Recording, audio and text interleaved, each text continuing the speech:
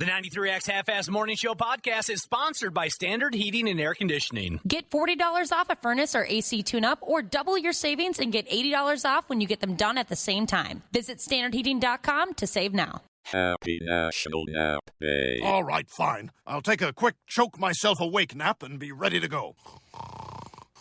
All right, let's go. For every half an hour you sleep in the day, that's like sleeping 2 hours at night. Did y'all know this? I did a little calculating and realized I'm sleeping 47 hours a day. National Nap Day. Time for his nap. Make yourself some soup. Get a nap, okay? Okay. Showtime, baby. Well, sure. Welcome. Welcome, I said, to the 93X Half-Ass Morning Show. You're listening to a guy who naps every day. So don't come at me all cute with this National Nap Day. That's my thing. Amateurs. For those that just napped today, you're saying? Effing right. What do you get? You get a couple hours at least, right? Oh, every day. What's the average? 2 hours. 2 hours? I thought it was closer to 3. It's 2. It used to be. It used to be. I don't know what's wrong with me. I'm getting older now. I wake up, and I can't explain why. Oh. 2 hours. Is it? Do you set an alarm? Sometimes. Do you? If I got to be summers, but usually no. If I nap, it's almost an hour to the minute. It's really weird. Just my body just knows you better get up. But at least I don't get attacked. I'm always worried somebody's going to attack me in my sleep. One eye open. There's going to be an attack. You never know. At least you're getting that hour. Because, first off, what's with you people that don't nap? What are you so afraid of? I used to not be able to nap. When I first started working here, it was awful. I just never could fall asleep during the day. But now I'm like you, Nick, like at least 2 hours. Hell yeah, that's where it's at. Josh, at least you're getting that hour, because I also, I want to know, about you. I take 20-minute nap. That's me. 20-minute naps, people. You're doing it all wrong. Yeah. That's not enough. I've done that not really on purpose, where I just had no other time.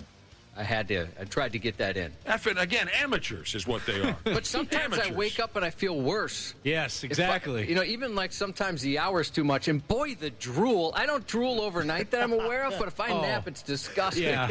I'm glad that nobody is home while I'm napping, because I look like just a disgusting zombie of drool. I don't know how a 2-hour nap could ever make you feel worse about anything. Way too groggy. I wake up, I'm confused. I'm just sluggish after if I take longer than, say, a half hour, 40-minute nap. Oh, for Christ's sake. You must be out of your mind. You ever heard of caffeine and nicotine? For God's sake. Some folks, well, then there's another twist to it, Cubby. Some folks were raised incorrectly. Some folks were raised to believe that sleep is a sign of laziness, which is not true at all. So there's problems, and I could show you how. For you 20-minute nappers, for you dorks who don't nap at all, come to me. I can show you. You set up a nap clinic?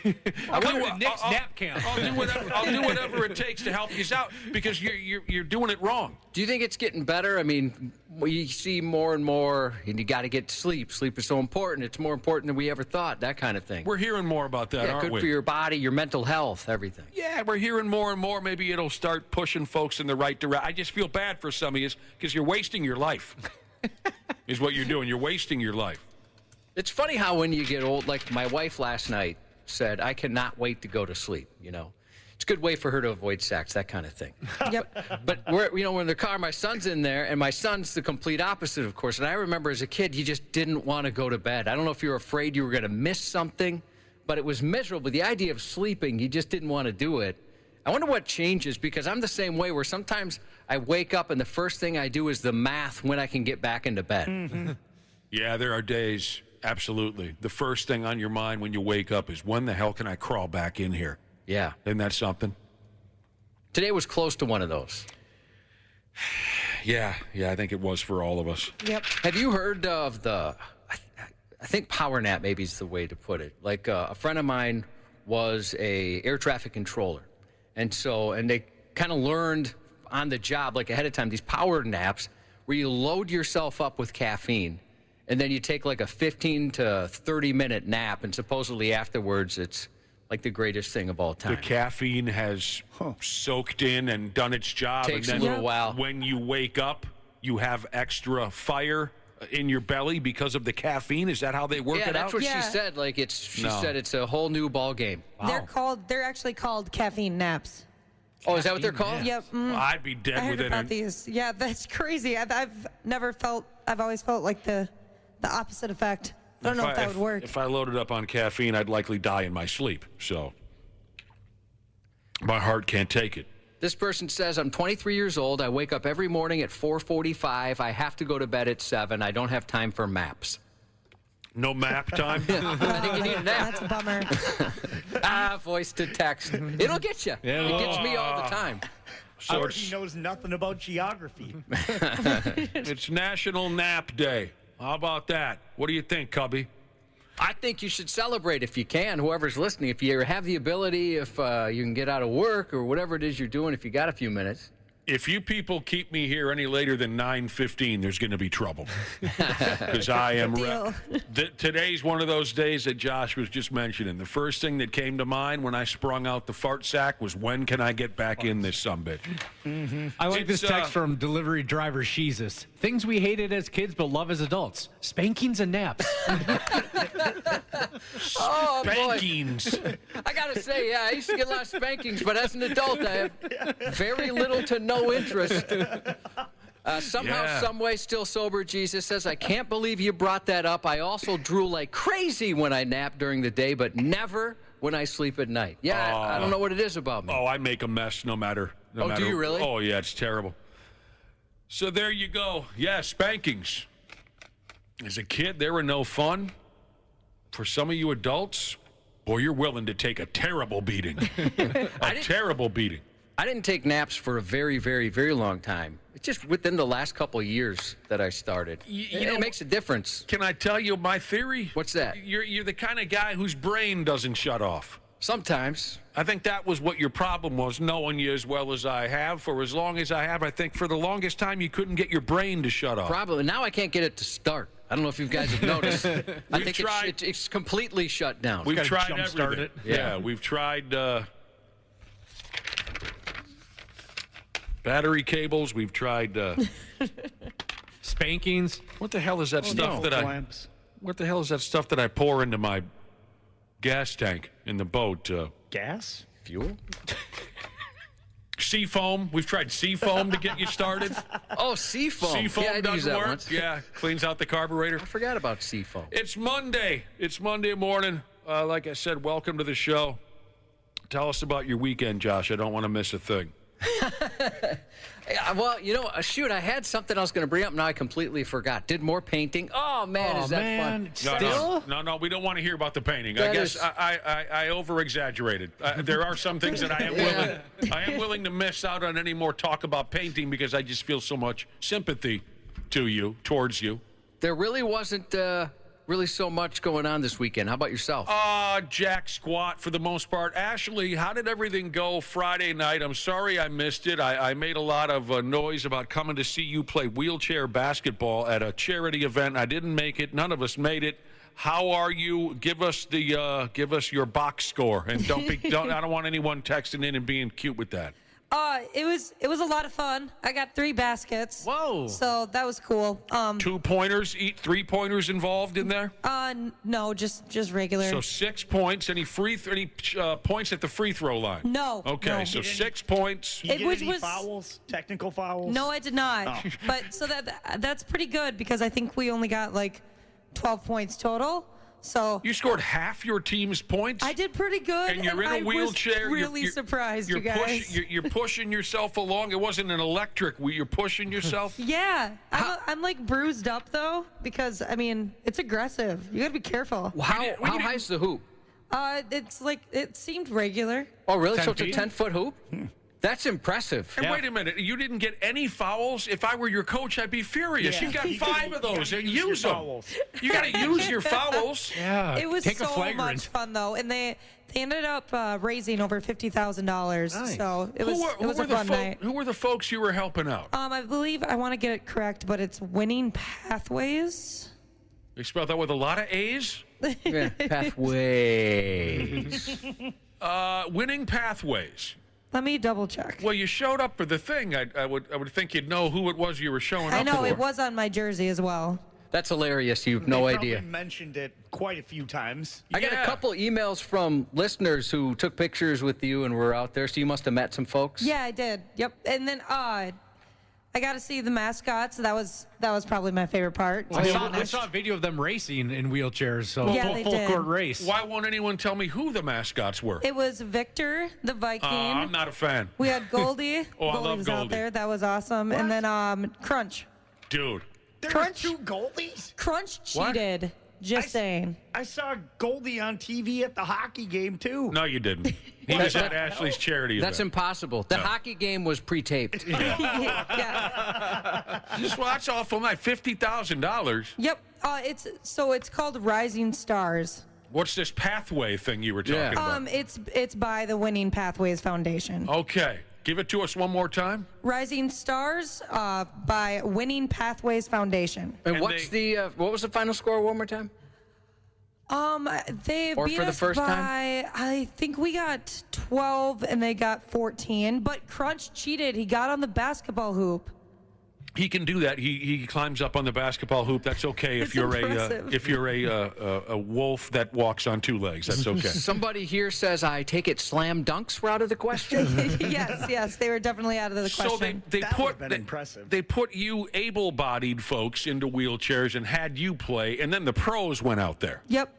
And I bet that was a lot of fun to watch. Oh, well, we got to play against the pros. You Yeah. did? They must have killed you. So it was kids. It seemed to be about like from 8th grade to senior year. And they must have killed you. Yeah, They still. destroyed us. Yeah. It was really sad. Because wheelchair basketball players are wildly talented. Oh, they're so good. It's insane And to so watch. fast. I mean, I'd imagine you couldn't even keep up with them. No, not at all. And this was at my old high school. I knew last week I was saying it was my old junior high, but I was confused. It was at my old high school.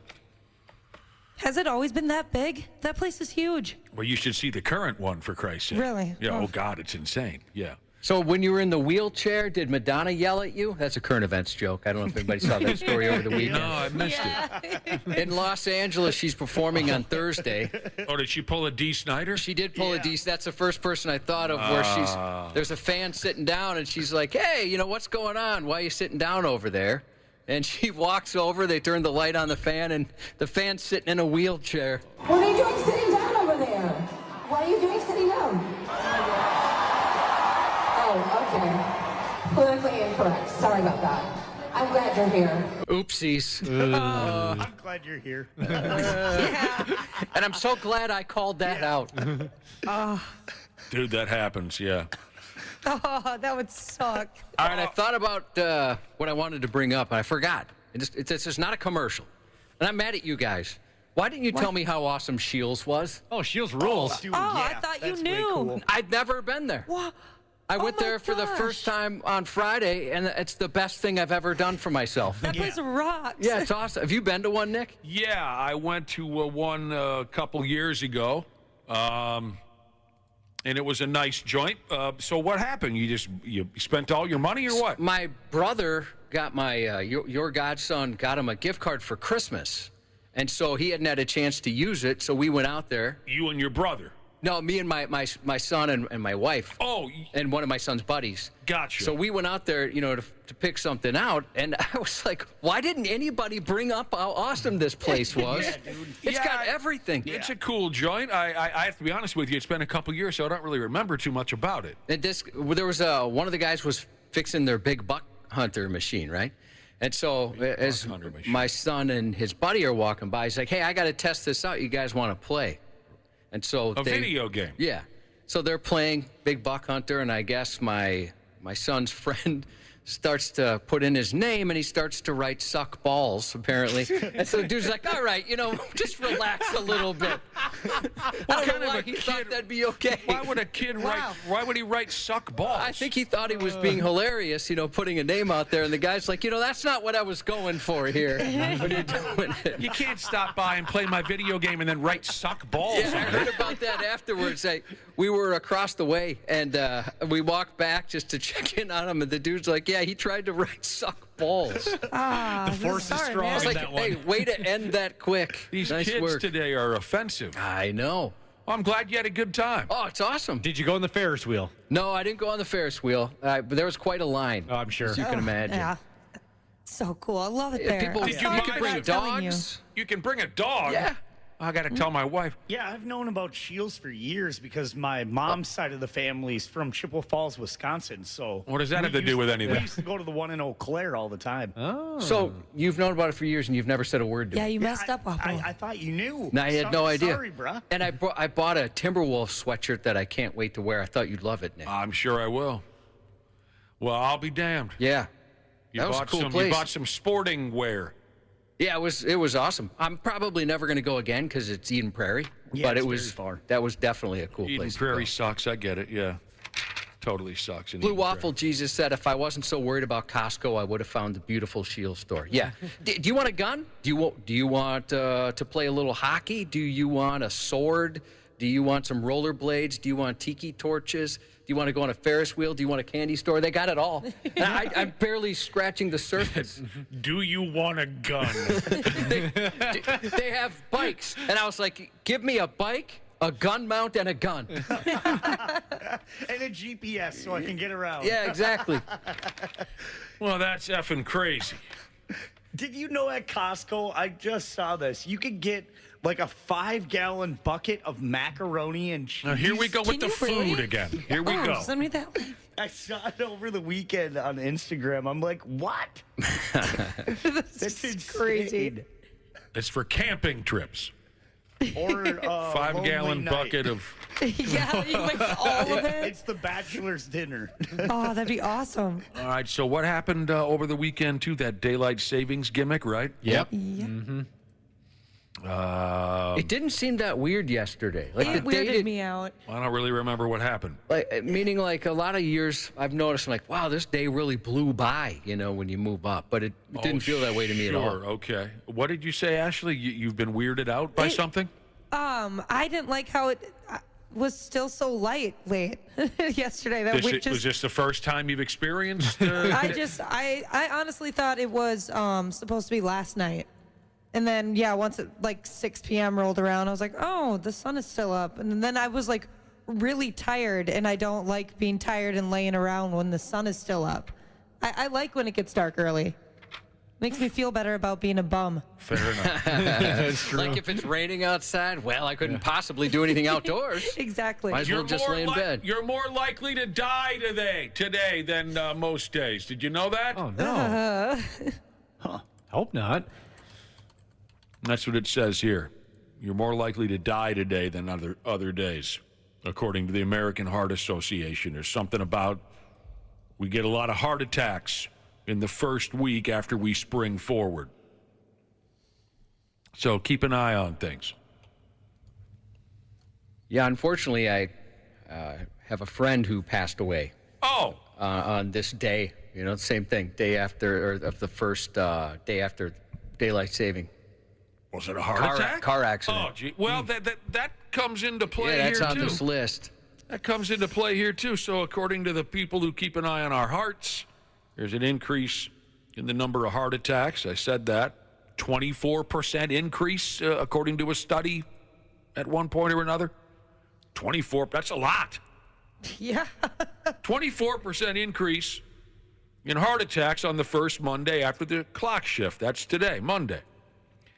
There's a slight bump in the number of strokes that people have.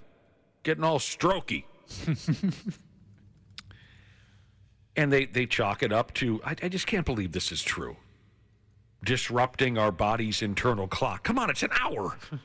I don't get that. But I'm with you on that. It does seem kind of weird. Sure, it'd be nice if you didn't have to worry about it anymore, and also you didn't have to have the controversy every year, if that's the right word. Right. But yeah, it's an hour. I'm with you on that. I just felt weird, like this morning, just looking back and being like, it would have been 2 a.m. Yeah, rather than that does suck. You and Ashley really struggling with this, huh? Yeah, not that bad, but it's just a weird realization that it's like, wow, it'd be bar close right now. All right. Dinky Doo Trucker Butt, Jesus says, heart attack, he says, huh? Couldn't have anything to do with the cigar hanging out of my mouth and this effing energy drink I just slammed? No, it's daylight savings. Were you listening, Dinky Doo Trucker Butt, Jesus? Yeah. It's daylight savings. It has nothing to do with your life choices. It's your eternal clock. It's not that I'm bombing myself with caffeine at 6 a.m., 5 a.m. What time is it? It is 6 a.m. 6 a.m. I would have been 5 a.m. Mm-hmm. It's not that you are clogging your lungs with a cigar. It's our body's internal clock. Now, Josh said something or another. I'm sorry to have brought that back to your memory, but a friend of yours died on this day from a car crash years ago. Mm-hmm. Sleep-deprived drivers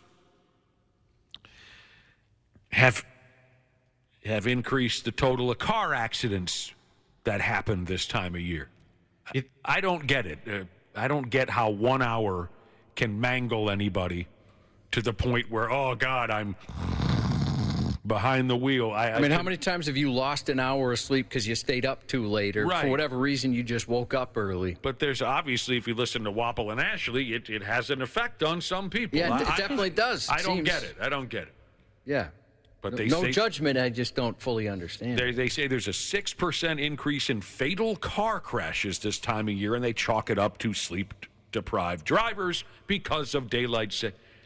I'll have to go along with it, I guess. I wonder if more accidents also happen because people are fiddling with their clocks in the car while they're driving, trying to, get that hour to change on it. I suppose you may have to consider such a thing. I'm pretty psyched that my clocks are going to be correct again. Oh, you didn't change them from last time? No. I thought of one more thing from Shields. Oh, yeah. Actually, I should say I was reminded. Thank you, brother. They say run for the border, they say. No, that's Taco Bell. Oh, yeah. Shields. Go ahead. There was a talking John Randall statue. Whoa. Did you guys ever see one of those talking statues? No. I have a talking John Randall bobblehead doll that Dana got me for Christmas or something a couple years ago. So But his mouth moves and he looks around and he's in his Vikings uniform. Does he say anything about being the big dog? Oh gosh, I don't know because I didn't stay too long. He was really rambling. I got to be honest. He could use an editor.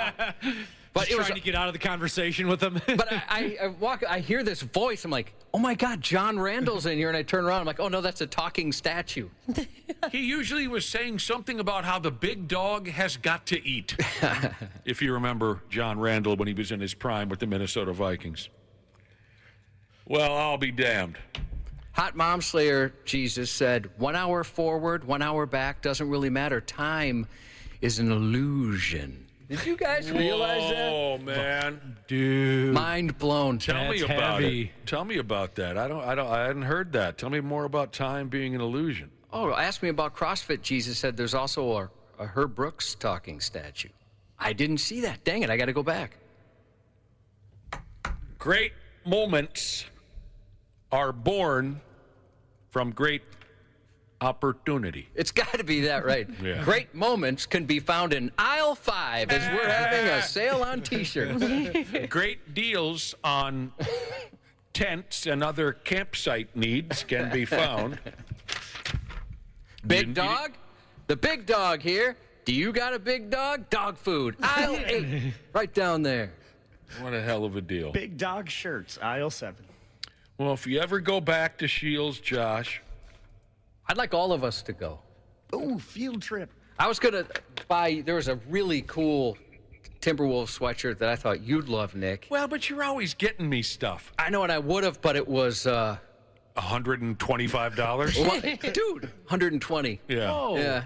I was like, my dad would wake up, if he'd climb out of his grave. Right. He'd Dig go to his Shields. way He'd out. get a katana sword, which you can get there, and he'd stab me. He'd just run me through if I spent $120 Of course. on a sweatshirt. Next time So you I go got there, a cheap one that I didn't think you'd like. I could use some breathe rights. They might have them. Yeah. Next time you go, I could use a couple packs of breathe rights. There you go. All right. Coming up about an hour and a half, Randy Shaver and Brad Ryder will stop by. There's a sickening amount of sports happening with the basketball tournament, and then you had the hockey and the timber. So we got a lot to cover in that department. We'll have some laughs. We appreciate you stopping by, despite being just completely out of your mind from 1 hour being altered on the clock. Oh, God, I don't even know where I am right now. I did. We appreciate you being with us, and we'll be back in a few minutes on the Half-Assed Morning Show. Half-Assed Morning Show. They're loud, they lose control, they do their little circus act, they're a nuisance. 93X. Grace here, customer service rep at Standard Heating and Air Conditioning. Our customers are our top priority, whether that's providing same-day service or solving a cooling issue for that addition on your home. Ashley, tell our listeners about this month's AC specials. Get started on your spring cleaning checklist now. With the weather warming up, it's the perfect time to get your AC tuned up with Standard Heating and Air Conditioning. Get $40 off a furnace or AC tune-up, or double your savings and get $80 off when you get them done at the same time. Visit standardheating.com to save now. What companies would you want to work for? Just Capital is a nonprofit that tracks which companies are a force for good. Companies like Bank of America, which just earned the prestigious Just Capital 2024 seal.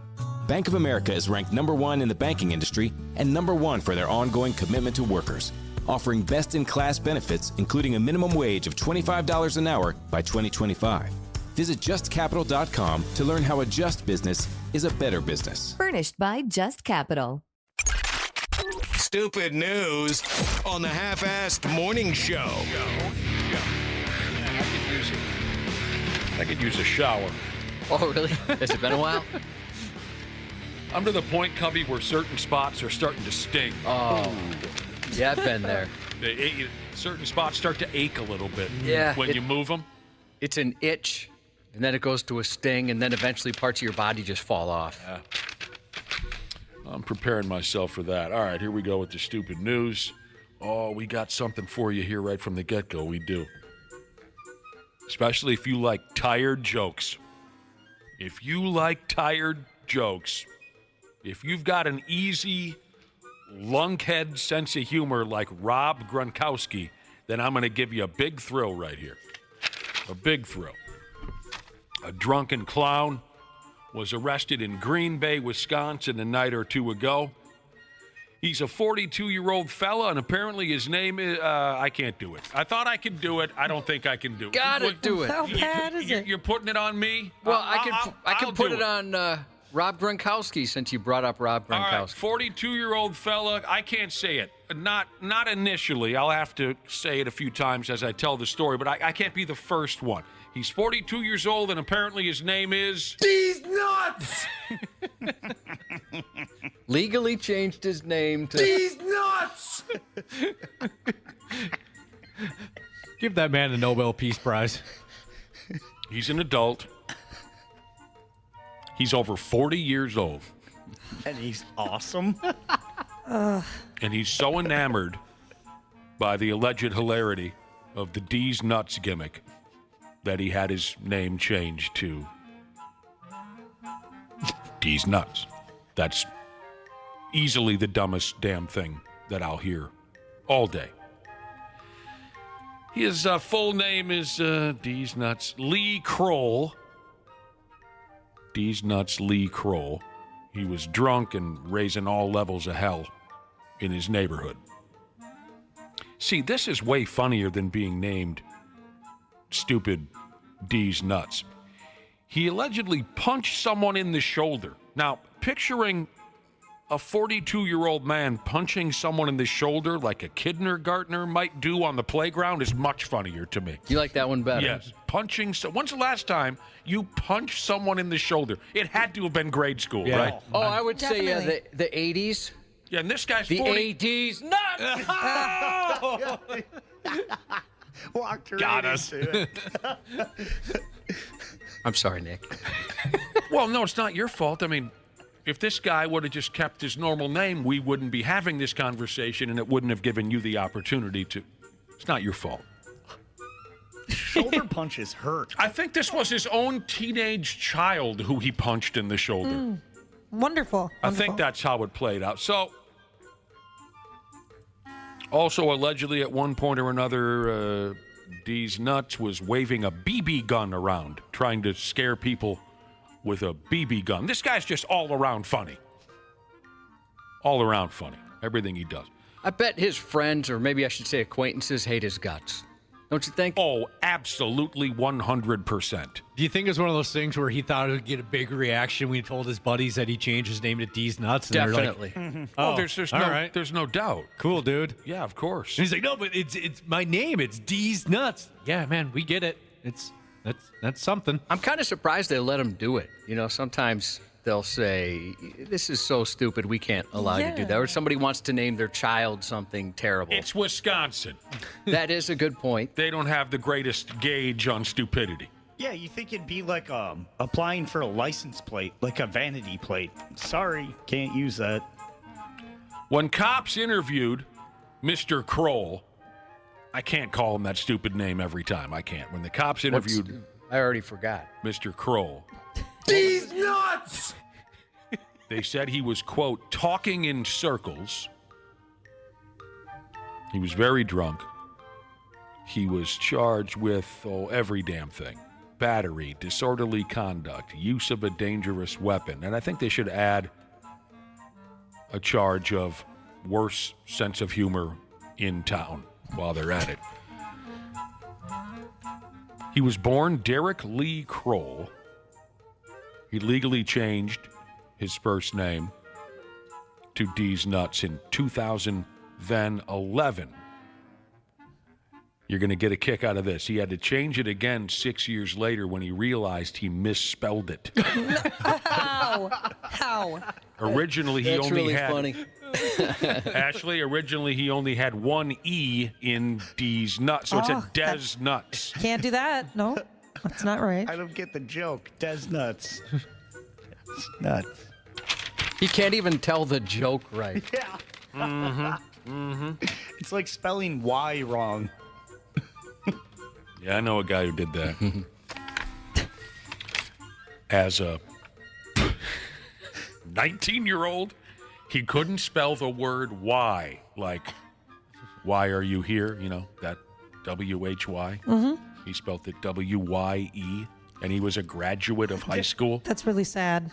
Oh, it was effing hilarious. Is what it- He asked us, how do you spell Y?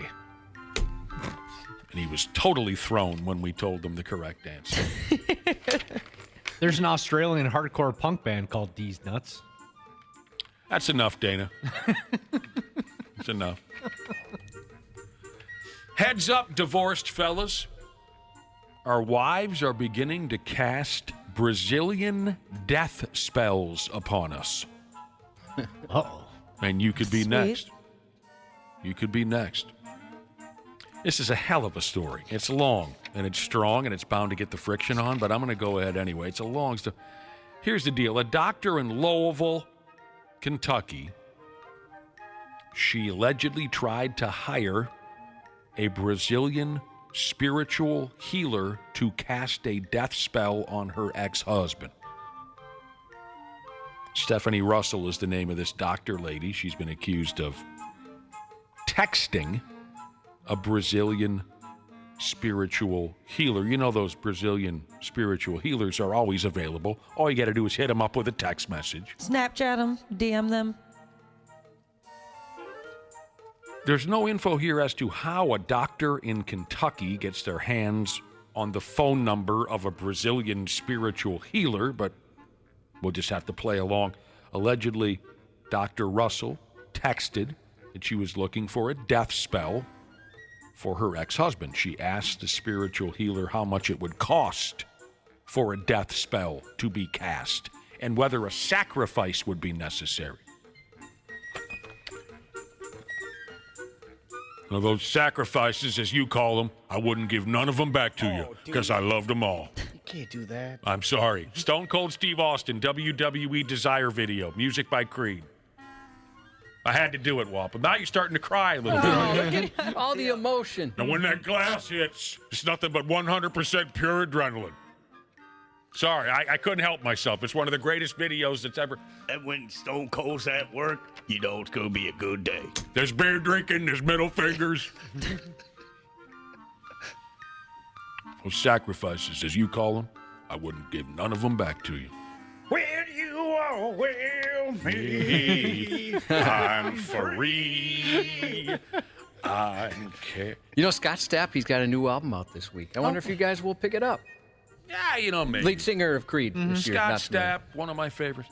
All right, so the lady texted the spiritual healer. How much is it for a death spell? Do I need to make a sacrifice? Apparently, there was a Brazilian spiritual healer on the other side of her text message. Apparently, she got, or someone pretending to be a Brazilian spiritual healer. I don't know. I don't know if it was. Well, wait a minute. Maybe I do know. This was an undercover cop, wasn't it, Josh? I believe so, yes. Okay. We'll get there. The spiritual healer, undercover cop, bragged that they had an 85% death rate. Okay, I love that. You know, we got a pretty solid death rate. When we cast a death spell, 85% of the time the person dies. I don't know if you're going to find that deal anywhere else. They also told this stupid lady that they could get the job done in just a couple of hours by using voodoo. It's a quick turnaround. Yeah, it is. The healer offered a money-back guarantee. I'll dump a death spell that will kill your ex-husband, or you get your money back. Ooh, that's the selling point. Yeah, type of definitely. Yep. They asked the doctor lady who's looking to get her ex-husband killed, do you want it to look like an accident? Do you want it to be a death in bed? Do you want it to look like a heart attack? She said, I don't care. I don't care how you do it. You're the expert. Here's my ex-husband's name. Here's a picture of him. This whole story went to court. All this nonsense went to court. And yeah, I'm sorry. At first I had forgotten, where the story goes. All the while, this lady was texting with an undercover cop, pretending to be a Brazilian spiritual healer. There was some money exchange, $7,000. You don't hear about this too much in the States, It seems like we tell some of these stories, and it's always overseas somewhere, but not in Kentucky, which some might argue is a different world. Yeah. Yeah, they're a little different down there. Ashley, do you have any exes that you wish you could have put a Brazilian death spell on? No. Not that vindictive? Maybe like in the immediate 2 weeks after the breakup, but not looking back, no. Any ideas what kind of spell you might want to put on them, or what? Like what kind of death? Well, not necessarily a death. Maybe just an ailment of some, not a dark one, but, like a penis shrinking or something like that. Explosive diarrhea. For like a week. Oh, for the rest of your life. That'd be terrible. Explosive diarrhea? That's a good one. Yeah, the Yeah. rest of your life. Wapple, I've been dealing with it for 52 years. He's proof you can live with it. You can live with it. 52 years, dude. He's made a life for himself, Wapple. Over half a century. I received, did I tell you about Medal of Honor? Did I tell you about when I received the Purple Heart from a friend of mine? Because a friend of mine filled out the paperwork for me to receive the Purple Heart because I took a dump at Skyway. Yeah, that's what it was. Skyway strip joint. You've at least earned a purple shard. That's for sure. Teacher brave. Jesus said for the money back guarantee on this voodoo death spell. Everybody dies, so nobody's getting their money back. That's a catch-22. Now, that's a very good point. Yeah. Just give it time. Give it time. Apparently, this lady, again, Russell, a doctor in Kentucky, she contacted quite a few people to see if they'd be willing to gas her ex-husband. She's looking at 10 years in prison. So you were asking Ashley what death spell she might be able to come up with?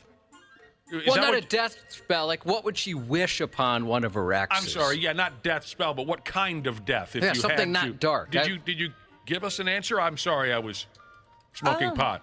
I guess I don't know. I don't really have any. You don't have any? I pictured like you more bad vibes vindictive. around that. Yeah, not anymore. Okay. I'm very I tried. disappointed. I'm so sorry. Can you answer another question for me? What's up? Would you agree that when that glass hits, it's 100% pure adrenaline? You better be a junkie. Because you hooked on it. Mm-hmm. Would you agree with all of that? Yeah, I Okay, agree. good.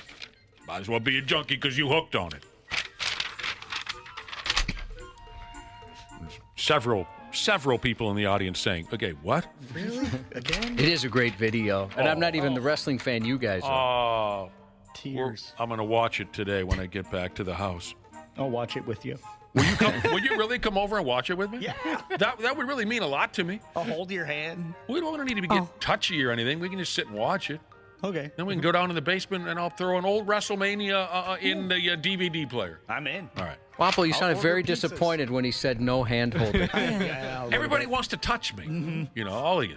Oh, no handle? I guess I'll still come, but...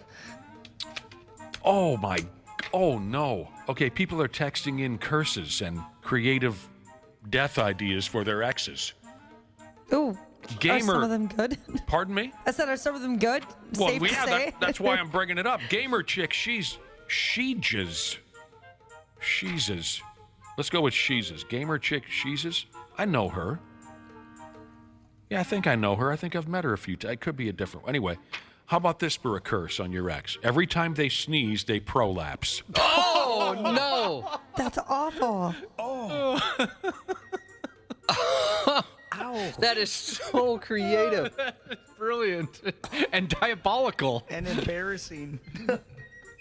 Whole frog protection Jesus said 4 out of 5 people suffer from diarrhea, which means 1 out of 5 enjoys it.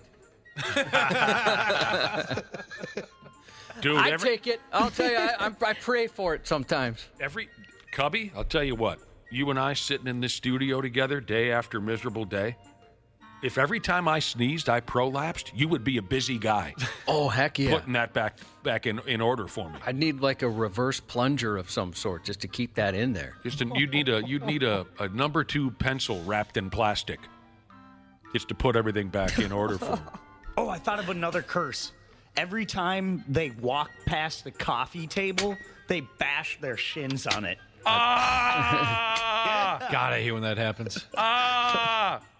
Damn shins. I don't want to jinx myself, but it's been a very long time since I've done something like that. Yeah, same here. Have you stubbed your toe recently? Nope. Oh, nothing like that in a while. Lucky man.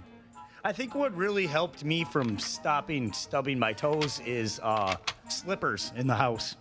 House slippers? Mm-hmm.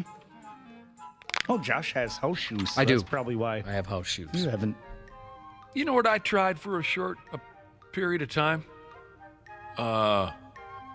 For walking around the house, I had my slip-opotamuses.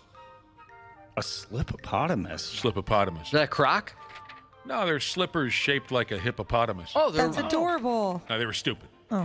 They were fun for a couple days, and then I looked at them and said, these are stupid. Was that a gift? Yeah. Slip-opotamus. That What? is- My dad had slippers that looked like bear claws. Yeah. Yeah, And they then- were a thing for a while. They used to, I had a buddy back when we were college age that had the bear claw slippers, and when he put them on, people would get really aggravated. And then I got a pair of slippers that looked like basketball high-top tennis shoes. Word. Those were sweet. sick. Mm-hmm. I've seen I those. hear you. All right, we're going to stay with the Brazilian vibe here for a little while longer. This here next story centers around a fake doctor in Brazil. And by the way, isn't that comforting overall to think about fake doctors? You know, when it comes time for you to get that new heart valve or whatever, just remember there's low-life derelicts out there who are getting off on pretending to be doctors. Wonderful. Yeah. Here's a fake lady doctor in Brazil. She treated 30 patients at the hospital before she got found out. That's a lot. I don't know if she did it for the money or just because she's good old-fashioned insane or what, but she did it. She lasted 1 day before she got caught. She got caught on her first day Her first fake day at her fake job. But she did treat, like I said, 30 people before everyone found out. She goes by the name of Miriam Santana. She's 27 years old. Her coworkers became suspicious. Probably because she had no idea what the F she was doing or talking about.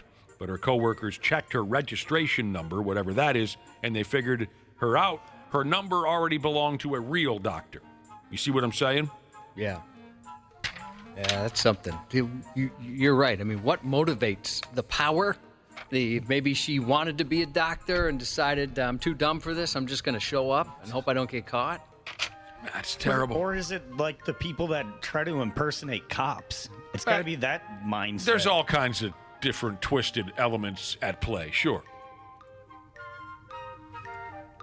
Santana, the lady, she admitted that she bought a fake diploma off the internet for $8. And somehow that got her in the door. That's concerning in the first place, that she flashed an $8 fake diploma and they said, you're hired. $8. I'm looking on Amazon to see if I can get a fake diploma. I'd like one of those. They have a lot of because all I got was an edumacation. They have a lot of high school equivalency diplomas you can buy.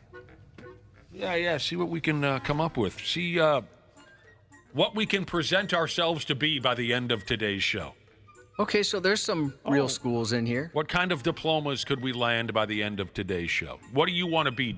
I want to be a gynecologist. You've told me for years you are pretty much an amateur. I am an amateur. Practicing amateur. I'm on realisticdiplomas.com, and you can get a fake PhD for $250. Oh. Well, where's this $8 section? You know what I mean? Yeah, what are the discounts? Where's the bargain rack? Does it have a couple of spelling errors? Can you point me to the clearance aisle?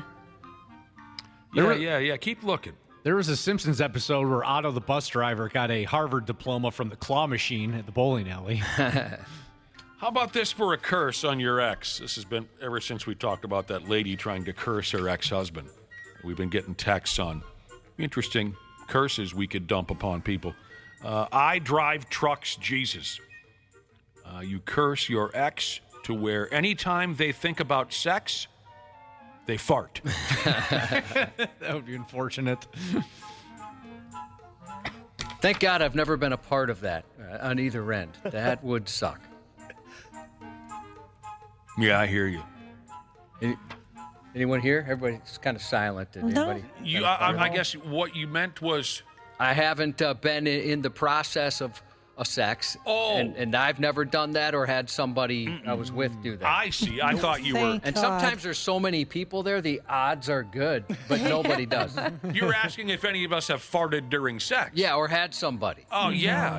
Really? Oh, yeah. That would be, no. Yeah, that happens. That wouldn't work. Well, no, it's not something that I was thrilled with, but... Maybe that's how you get it when some people are into something like that. That's how it happens. Starts by mistake, and you realize, I now need that. I crave it. Give it to me. I can't be the only one, right?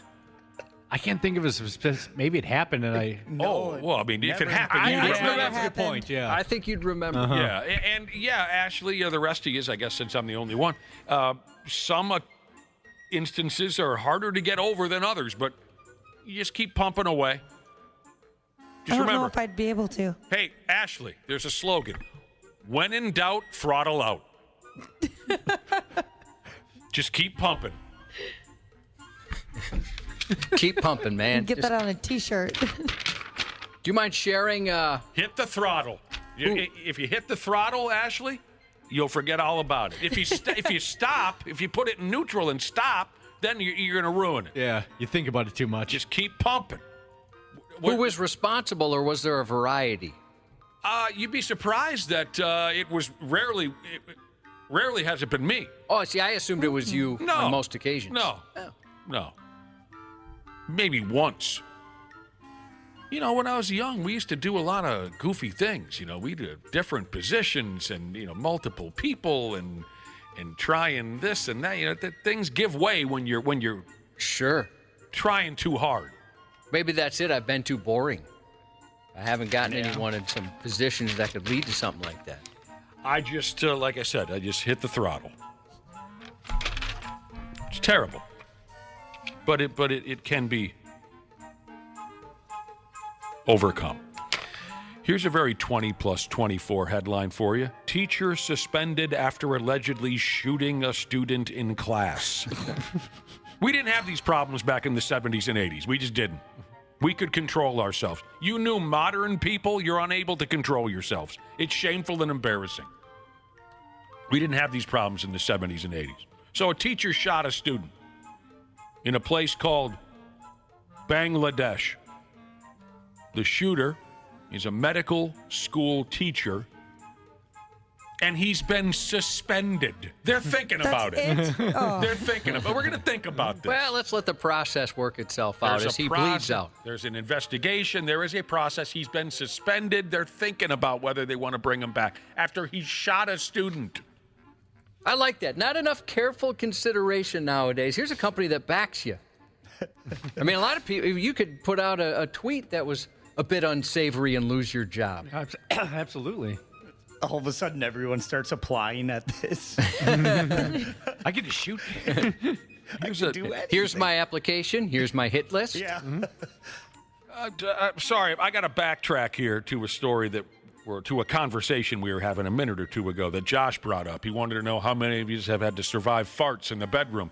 And I said, well, yeah, I have.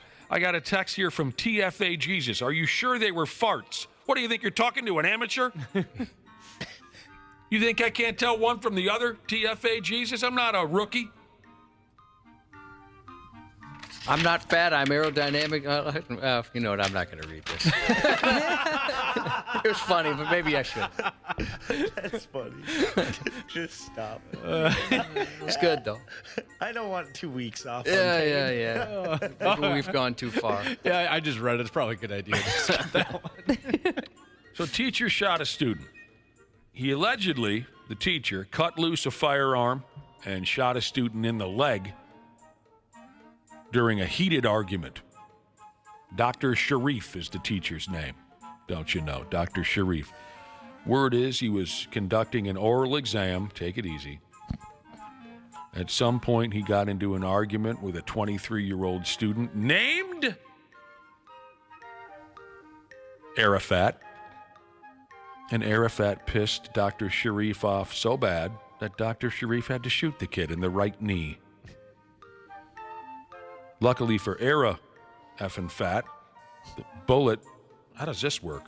The bullet hit the mobile phone he had in his pocket? Maybe he was sitting down, I guess. Because he's standing up. How would your mobile phone be? He's wearing very baggy shorts. I'll get over it. The bullet hit the mobile phone he had in his pocket and prevented a life-threatening injury, it says here. But he still wound up in the hospital, had to undergo some of that surgery. There were 45 students in the classroom when teacher shot the student. The students upped and locked the teacher in a room until police arrived. Nice. This Sharif is a wacko. When the cops searched him and his effing classroom, they found another gun. Why you got two guns? He had 81 bullets, 4 magazines, 2 knives, and 10 daggers. Whoa, This guy, he was ready to go to war. It says here Sharif is known for bringing how do you say it, Josh? Firearms? He's known for bringing firearms to school and showing them off to his students during class. Okay, so I'm getting a better idea of what's going on with this effing dork. Students at the college protested this week for a more severe punishment. They want his immediate dismissal. Well, yeah, he effing shot somebody. And I would imagine you should probably be locked up for a little bit here. What is there to think about? You can't just kneecap somebody because of an argument and stay out of jail. Yeah, that's not how that works. Yeah, we're thinking of what's going on with that teacher. We're thinking about it. Jesus, criminy, give us some time.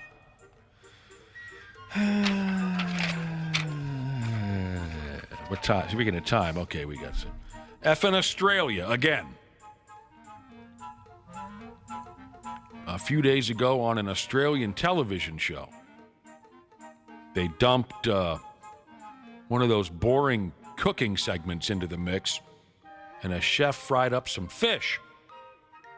Can you picture this? This is fun. I've seen it. A lot of times, those morning shows, right? Or midday shows. Oh, I like those. Let's plaster a fake smile on our face while this cook makes us a meal. I can't imagine trying to make my way through something like that. They kind of do seem miserable through those smiles, don't they?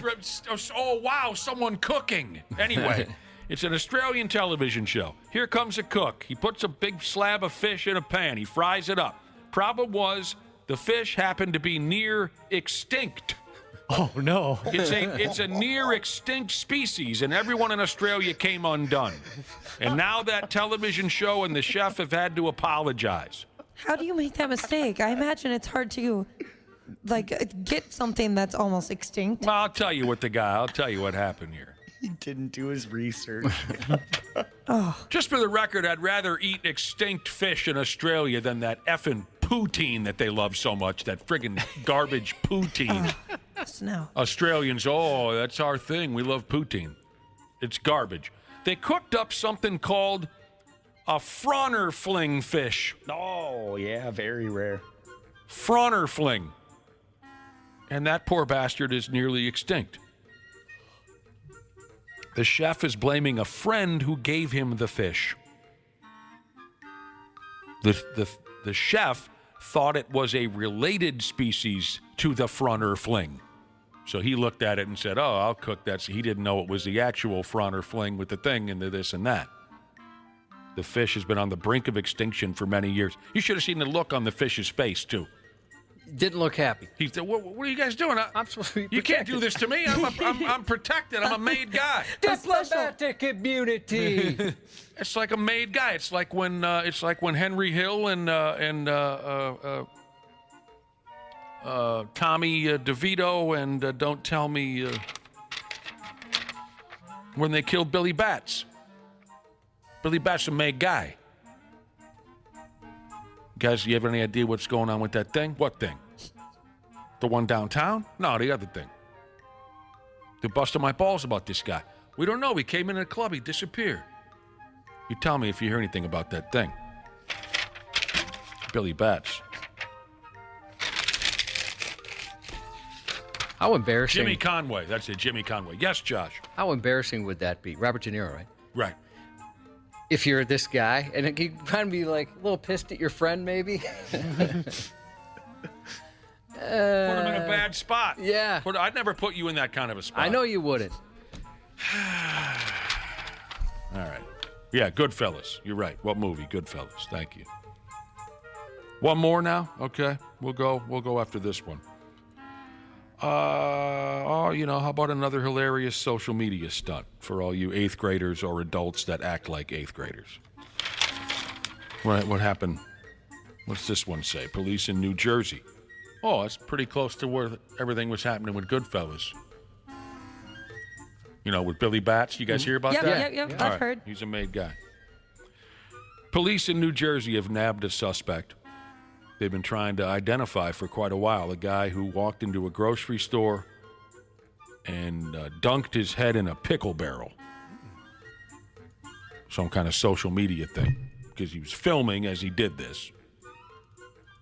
He didn't cause any other kind of disturbance. He just walked in the grocery store and he dunked his head in a big fat pickle barrel.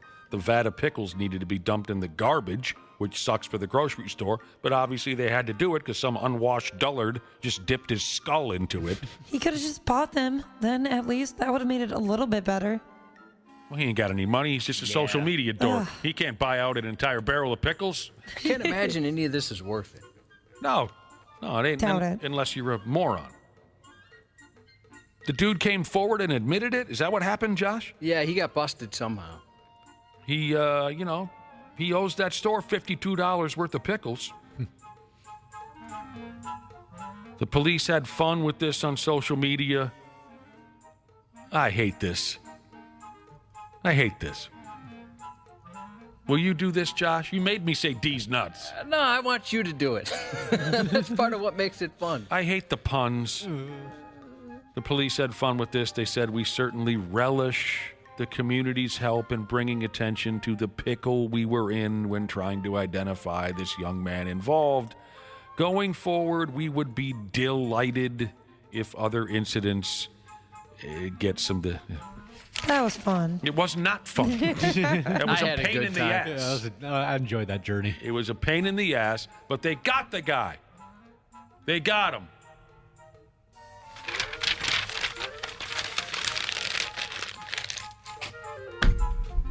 Does that make you happy?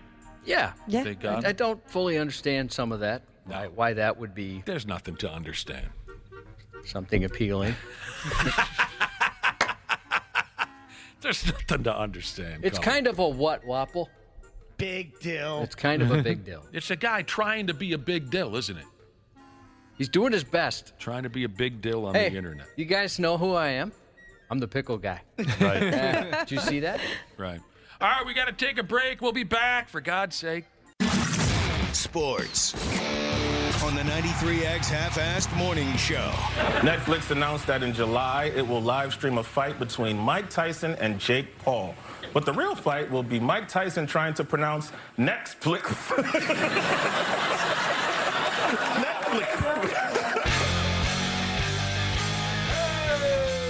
All right, yeah, there you go. We got to blow through a quick sports report here.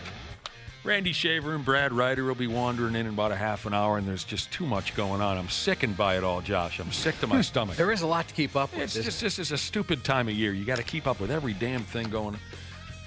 We'll just cover some bare basics here for you. His Cubbies, he got a news report over there he wants to dump on us. He's been working all week on it. When you need 2 points badly, you try stuff. You try stuff. And in this case, it worked. Pigs pulled the goalie in overtime. It led to a goal. And they beat the Nashville Predators 4-3 yesterday at the X.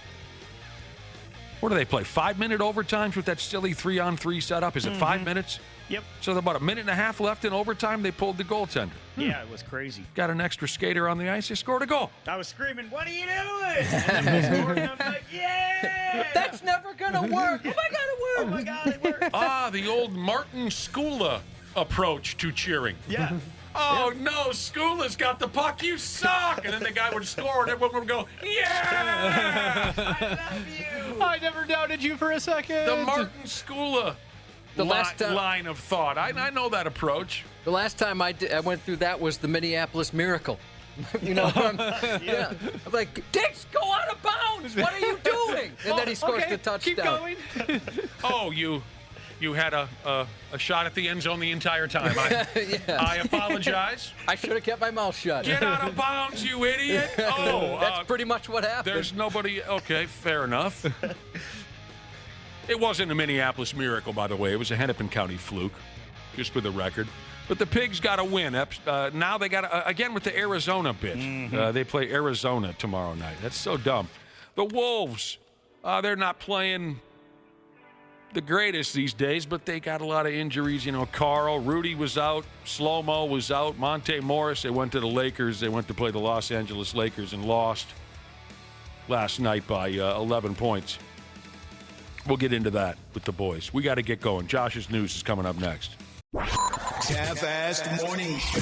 They're loud, they lose control, they do their little circus act, they're a nuisance. 93X. Grace here, customer service rep at Standard Heating and Air Conditioning. Our customers are our top priority, whether that's providing same-day service or solving a cooling issue for that addition on your home. Ashley, tell our listeners about this month's AC specials. Get started on your spring cleaning checklist now. With the weather warming up, it's the perfect time to get your AC tuned up with Standard Heating and Air Conditioning. Get $40 off a furnace or AC tune-up, or double your savings and get $80 off when you get them done at the same time. Visit standardheating.com to save now. Business has always been about turning a profit, making money. But can it stand for something more? Something beyond dollars and cents? We think so. We think that today, business has a higher calling, a purpose to be fair and just, to do right by their workers, customers, communities, and the environment. And it turns out companies successful doing that also do better for their bottom line. When you see the Just Capital seal, it means this company is a force for good. Visit justcapital.com to learn more. much. Being a parent and having my daughter living here and knowing him, kind of disappointed that he would bring that type of stuff around this area. A 46-year-old man in California has been arrested after going on a crime spree, which included causing 2 drunken driving crashes and then booby-trapping his home, rigging the house to explode via a cell phone trigger. Wow. When first responders arrived at the scene of the 4:24 a.m. hit and run on February 28th, it appeared the driver had crashed into numerous parked cars before fleeing. A short while later, officers responded to another location where a second car had been sideswiped by the same man. Police say the drunken driving incident was actually the second time they had encountered Marcus Beck in the last week. According to a report, Beck had walked into an area elementary school without authorization and demanded to speak with a female he believed worked there. There was no information about somebody lurking around campus. They had known this information for a couple of days and didn't share that with us. I'm just concerned that the guy lives so close, and that's disturbing. Police obtained a restraining order and responded to his home later that day. However, upon arriving, they became suddenly nauseated by the smell of gas, like sharing a studio with Wapple. The oven unlit burners were on high, and investigators found numerous cell phones strewn around the home in a possible attempt to remotely ignite a fire. In addition to the gas and phones, authorities said Beck had also plugged up the chimneys and fireplace inside the residence. It's brutal over here. It usually is. Yeah, it's rough. Real rough. This guy was on a hell of a run, Yeah, huh? thank goodness none of that exploded. You always got to be wary of the adult who, for no good reason, walks in and makes demands at the neighborhood elementary school. I agree with that. Edina High School was evacuated Saturday morning after a teacher there received a threat via email. According to a news release from the city, the high school's principal contacted police 9:02 a.m. to report the email described as terroristic in nature. Authorities responded quickly, evacuating the building and closing parking lots as officers and K-9 units searched the grounds. After a thorough search, the property was deemed safe at approximately 11:24 a.m., the city said. Didn't appear to be any credible threat to the public at the high school, but police patrolled the area throughout the day in an abundance of caution. According to the release, staff at several other metro area schools have received similar threats. Edina police are investigating Saturday's incident with several other law enforcement agencies as well. The wackos are even starting to bother folks in Edina? I guess. We got to do something about that. Officials in Pine City say a teenager's in custody after a bomb threat Thursday. According to a joint statement from the Pine City Public Schools and Pine County Sheriff's Office, while walking with other students to the gymnasium for a school assembly, a student was overheard saying they had a bomb.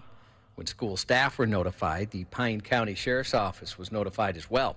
St. Paul Police, along with a bomb squad and K-9 unit, were called to assist for extra precaution, officials said. Law enforcement searched the area and later determined the bomb threat was not credible. The St. Paul police had to drive all the way up to Pine City? I guess. Road trip. A 16-year-old boy was identified as the suspect. He's funny. Oh, I bet his parents are pissed. 3 teenagers have been arrested in connection with recent robbery sprees in Minneapolis, with police saying the information that helped lead to their arrests was provided by their parents. On Thursday, 2 boys, ages 15 and 16, and a 17-year-old girl were arrested in connection to a series of carjackings, robberies, and auto thefts. Over this weekend, we had a robbery spree, driven by juveniles, armed at gunpoint. And like the car that was recovered here, and the second vehicle that was with it that managed to get away, it was juveniles driving stolen cars. In a statement, Minneapolis police said investigators were aided by family members willing to share information, which led to the department arresting the trio. These violent crimes take seconds to commit, take a team of investigators dozens of hours to process, and can leave victims with lasting trauma, police said. The teens are the latest to be arrested in connection with a recent wave of robberies in the city. Last week, 3 others were arrested for their alleged involvement in 16 robberies. I like those family members willing to call out their fellow family members and have them arrested. Yeah. A lot of folks don't have the balls for that. Not at all. Or they'll hide their crimes. Yeah, I'm glad they did that. Or be in wild denial. Right. That's one of my favorites. Yeah. That's one of my favorites. Well, there's no way that Donnie did that. Well, yeah, Donnie's a moron. Donnie sucks. Police in You're just too damn, your eyes are, how do you say that, Josh? You're they blind. got blinds. You're Blinders blind. on. Blind to the truth. I call them mom goggles. Oh, man, that's a good word. My wife would cover up any murder, anything our kids did. Really? But Yeah. you would make that phone call. I'd turn them in for anything. Makes you a good American. I found out one of my kids was using my Netflix password, and I called Mr. Netflix. Good. Police in Michigan say an 11-year-old admitted to bringing pot brownies to school and sharing with classmates, prompting one to be taken to the hospital for evaluation. She was lightheaded, she felt dizzy, felt very woozy, almost like she had the flu. Police were called to campus about 7:30 a.m. Tuesday after receiving a call about a student who may have brownies containing THC. According to investigators, they were able to track down an 11-year-old student who admitted bringing the brownies from home. The student also allegedly admitted to passing out brownies to other students. She was there on school grounds. It's someone who she considers her best friend, gave her what she just assumed was a treat. Chief of police said they're investigating where the brownies came from and how they came into the 11-year-old's possession. I'll give this kid a break because he's 11. Yeah, that's pretty young. It's the stories of the 35-year-olds who do this that really gets me aggravated. Yeah, and don't mention it to anybody just for that thrill. Right. A man high on drugs was jailed after ramming cars at speeds of 130 miles per hour. Jeez, that'll kill somebody. And said he did it deliberately because he was targeting cars he thought were being driven poorly. He hates those bad drivers out there as he's crashing into them. I'll show you. Criminy. 46-year-old Gavin Bathurst Shaw Bining was on a cocktail of cocaine, cannabis, and alcohol as he drove his silver BMW, quote, like an absolute lunatic, police said. He bashed into the backs of 9 cars during the half-hour spree of destruction, after which he punched the air in triumphant victory, police said. No. Like a little, Yay, I did it. little Goldie shuffle and a little fist pump. Viewing himself as the, quote, enforcer of good driving, he deliberately crashed into what he considered bad drivers during a 30-mile rampage on a busy English motorway before he was arrested. He later told police his rampage was a once-in-a-lifetime moment after getting fed up witnessing years of other people's bad driving, like tailgating, lane hogging, and driving too slow. He's the ultimate judge, is he? He is, yeah. Dude needs to chill out. In other bad driving news, even karma sometimes stares you in the face, but a particular driver in Washington was too drunk to notice. The Washington State Patrol shared a picture of a drunk driver who lost control and crashed. The small red truck ended up sideways, resting against a sign that read, "Please don't drink and drive." Then in Dallas, an incident of road rage didn't end well for the driver of a Ford Escape. A battle on a highway ramp involved someone in the Escape deciding they wanted to stop a Ram pulling an empty trailer from passing. The Ford brake checked the much larger, heavier pickup truck before the Ram gunned it. The Escape moved to block, but too late. The pickup, living up to its name, rammed it. As the pickup slides past the Ford, the trailer catches on the Escape's front bumper, tearing it off. Based on comments below the video, which you can see on 93x.com, a lot of people are having trouble feeling any sympathy for the Ford driver. Police are investigating. Love this video. Yes, pretty good. It is fun when they're the ones that end up worse for the wear, isn't it? The guy pretending to be a cop craze just got more sad, believe it or not. Apparently the latest involves a man too old for something so stupid. 70-year-old California man Stephen Sawhill was busted sporting a fake badge and driving a sedan equipped with emergency lights, pulling over unsuspecting drivers in Riverside County. Witnesses reported the man was driving a white Ford Crown Vic and conducting traffic stops Thursday, reportedly flashing a badge with the words Agent and California, officials said. Deputies located the Crown Vic in question and arrested Sawhill on suspicion of impersonating a peace officer, false imprisonment, and vehicle code violations regarding the emergency lights on his car. He was also allegedly in possession of other fraudulent identification cards. Authorities didn't say why the man was pulling people over. Yeah, there used to be an age limit on stupidity, but not anymore. Yeah, it's all over the place at this point. All ages. It's an all-ages show.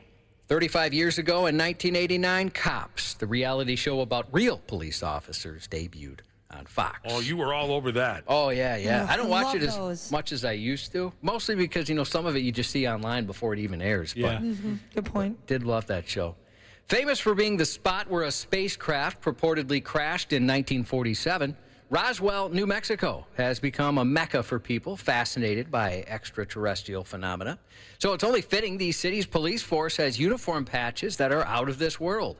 Unveiled Friday, new patches for the Roswell department featured the official city logo of a flying saucer with a classic beam radiating downward. The words, "Protect and serve those that land here," form a circle and are separated by two tiny alien faces with large eyes. The transition to the new patch is expected to be completed later this year. That's cute.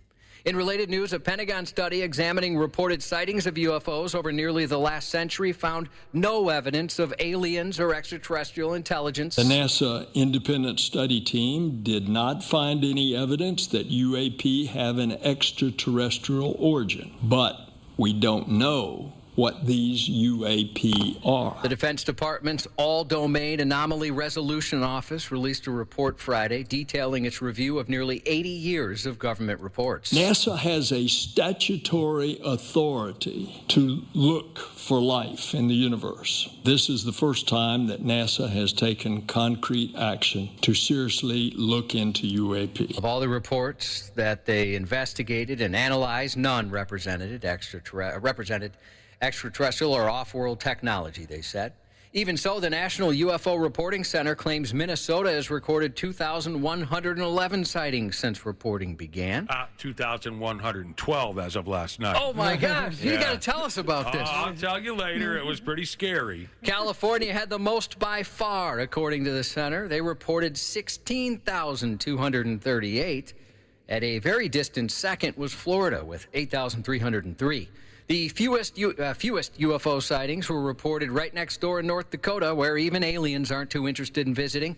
They logged about 277 reported sightings of UFOs. A man accused of robbing a smut store in Massachusetts late Thursday was arrested after hours of negotiations as he hid in the woods. Smut, you call it smut. Yes, they peddle smut. He hid in the woods. Police were called at 10:30 p.m. to the Amazing Intimate Essentials Store Northborough for a report of a robbery. They sound kind of full of themselves over there. Yeah, that's so sexy. It's a porno shop, for God's sake. Put some lights up that says porn. Yeah, exactly. Store clerks confronted the man as he was allegedly trying to steal merchandise, but the horny thief whipped out his gun and threatened workers, then fled to some nearby woods. Really makes no sense. Of all places, maybe it was opportunity. Like, who would have thought of it? You know what I'm saying? So maybe that's like, oh, I'll be the first. The police established a perimeter and, utilizing drones, found him hiding in a wooded area near a Walmart. He surrendered after several hours of negotiations. That's an old school move. When we were kids, that's where we brought our porn out to the woods. Oh, really? Yeah, we had little forts out there. We'd hide it. Oh, that's cool. Bury it. Treasure it like it was our next breath. Unfortunately, a list of the names of the sex toys he stole was not provided. That's always fun, reading some of those. One day, some of the older kids out in the woods stole our porn from our fort. That ain't right. And we had to kill them. Oh, my Do what gosh. you gotta do. That ended in a way I wasn't expecting. Madonna scolded. Well, it was tougher to get back then. It's not like you could just log on to a website or something. Yeah. There you go. There you effing go. Madonna scolded a fan who wasn't standing among the cheering crowd during her show Thursday in Los Angeles before realizing she made a mortifying mistake. Seemingly unable to hear the fans' response when she asked why they were seated, she walked closer to the edge of the stage and realized that fan was in a wheelchair. What are you doing sitting down over there? What are you doing sitting down? Oh, okay. Politically incorrect. okay. Sorry about that. I'm glad you're here. Whoops. Madonna's celebration tour stopped by the X last month. Yeah, that's right. Wasn't Janelle Klein there? Yeah, she said she loved it. F me running. I wouldn't be able to recover from something like that. I'd have to leave. Yep. I'm going on break. Yep. I'm going to go punch myself in the face about 100 times. Yeah. Johnny Knoxville, 53 today. Our sympathies to humongous chick magnet Jesus, regular listener, texter, emailer. He and his family, they lost their pup yesterday. Hamilton is now in puppy heaven and deeply missed. It's tough stuff. I'm afraid we're going to have to be dealing with this pretty soon, too. We got a dog that's sorry. having some trouble. Happy 311 day to Ape Guy Jesus from Naked Pooper Jesus. Happy birthday to Trucker Electrician Jesus and Machinist Viking Jesus. And that's 93X News. Care 11's Randy Shaver. Spit that ass, spit that ass, spit that ass. On the Half-Assed Morning Show. All right, so Rudy Gobert makes the money sign at the official. At the official. Oh, no.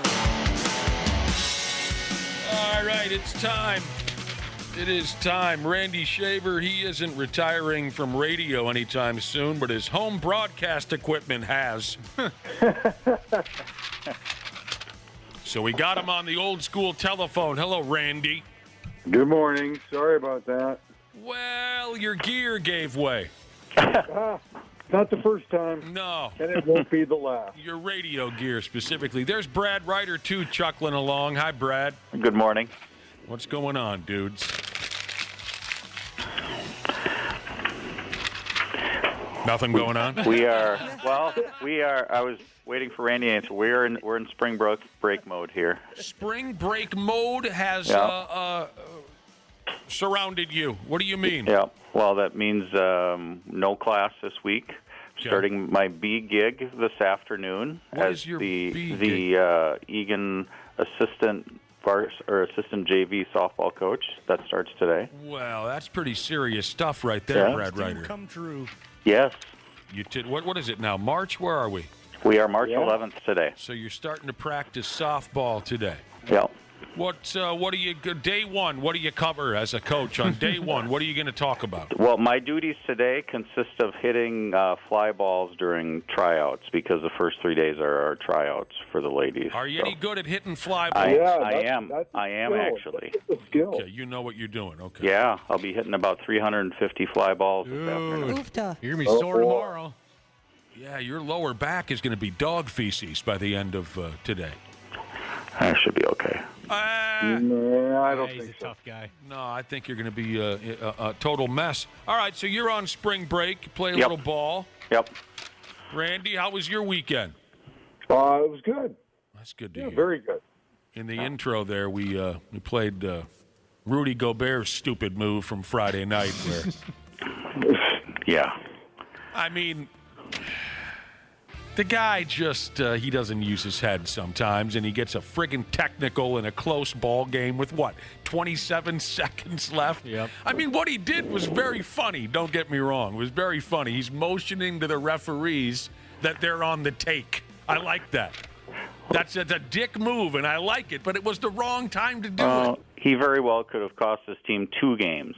Not only that game, but last night's game too, because he didn't get to play last night either. And he's got to know better when he knows Carl's out. And but he wasn't suspended last night, was he? Yeah. No, I thought it was an injury. Well, okay. Okay, what are you saying? This is a scam? But still, I think he may. I don't know. I think it made it easier to sit him last night. That's all I'm saying. I don't know. I thought he legitimately was hurt. What do you think, Randy Shaver? I'm not so sure he was legitimately hurt, but I will say that losing him last night was absolutely critical because Anthony Davis just absolutely crushed the Wolves last night on the board. It was a very difficult game to watch if you're a Wolves fan.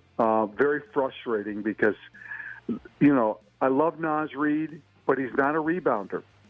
And no, he struggles in that department. They just got killed on the boards last night, and that's one of the reasons why the Lakers ended up winning that game last night.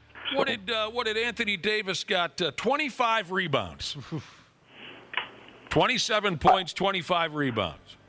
He got offensively, defensively. I mean, he just absolutely dominated the boards last night. Randy put it well. I'm not convinced that Gobert was hurt last night. I'll go along with it. Fine. If you guys think it was so you think it was the team punishing him, or what was it then? Well, you can't tell me. I'm not going to say that, but you can't convince me that if he wasn't able to go in a game like that where they needed him when Carl was out against a guy like Anthony Davis, that he wouldn't have been on the floor. Okay. Yeah. Do you think the Wolves could have just sat him and then they could go to the league? Well, we did it on our end. We Possibly. suspended him on our own, so now you guys don't have to do Well, anything. he already took a $100,000 fine. Yeah. Mm-hmm. So, okay, whatever happened last night, Rudy did not play. Yep. And they got curb stomped. Well, they only lost by 11 points, and it was a close game until the fourth. But Anthony Davis, like you guys said, he dominated without Rudy there to get in his way. And now the boys have lost, 4 of 6?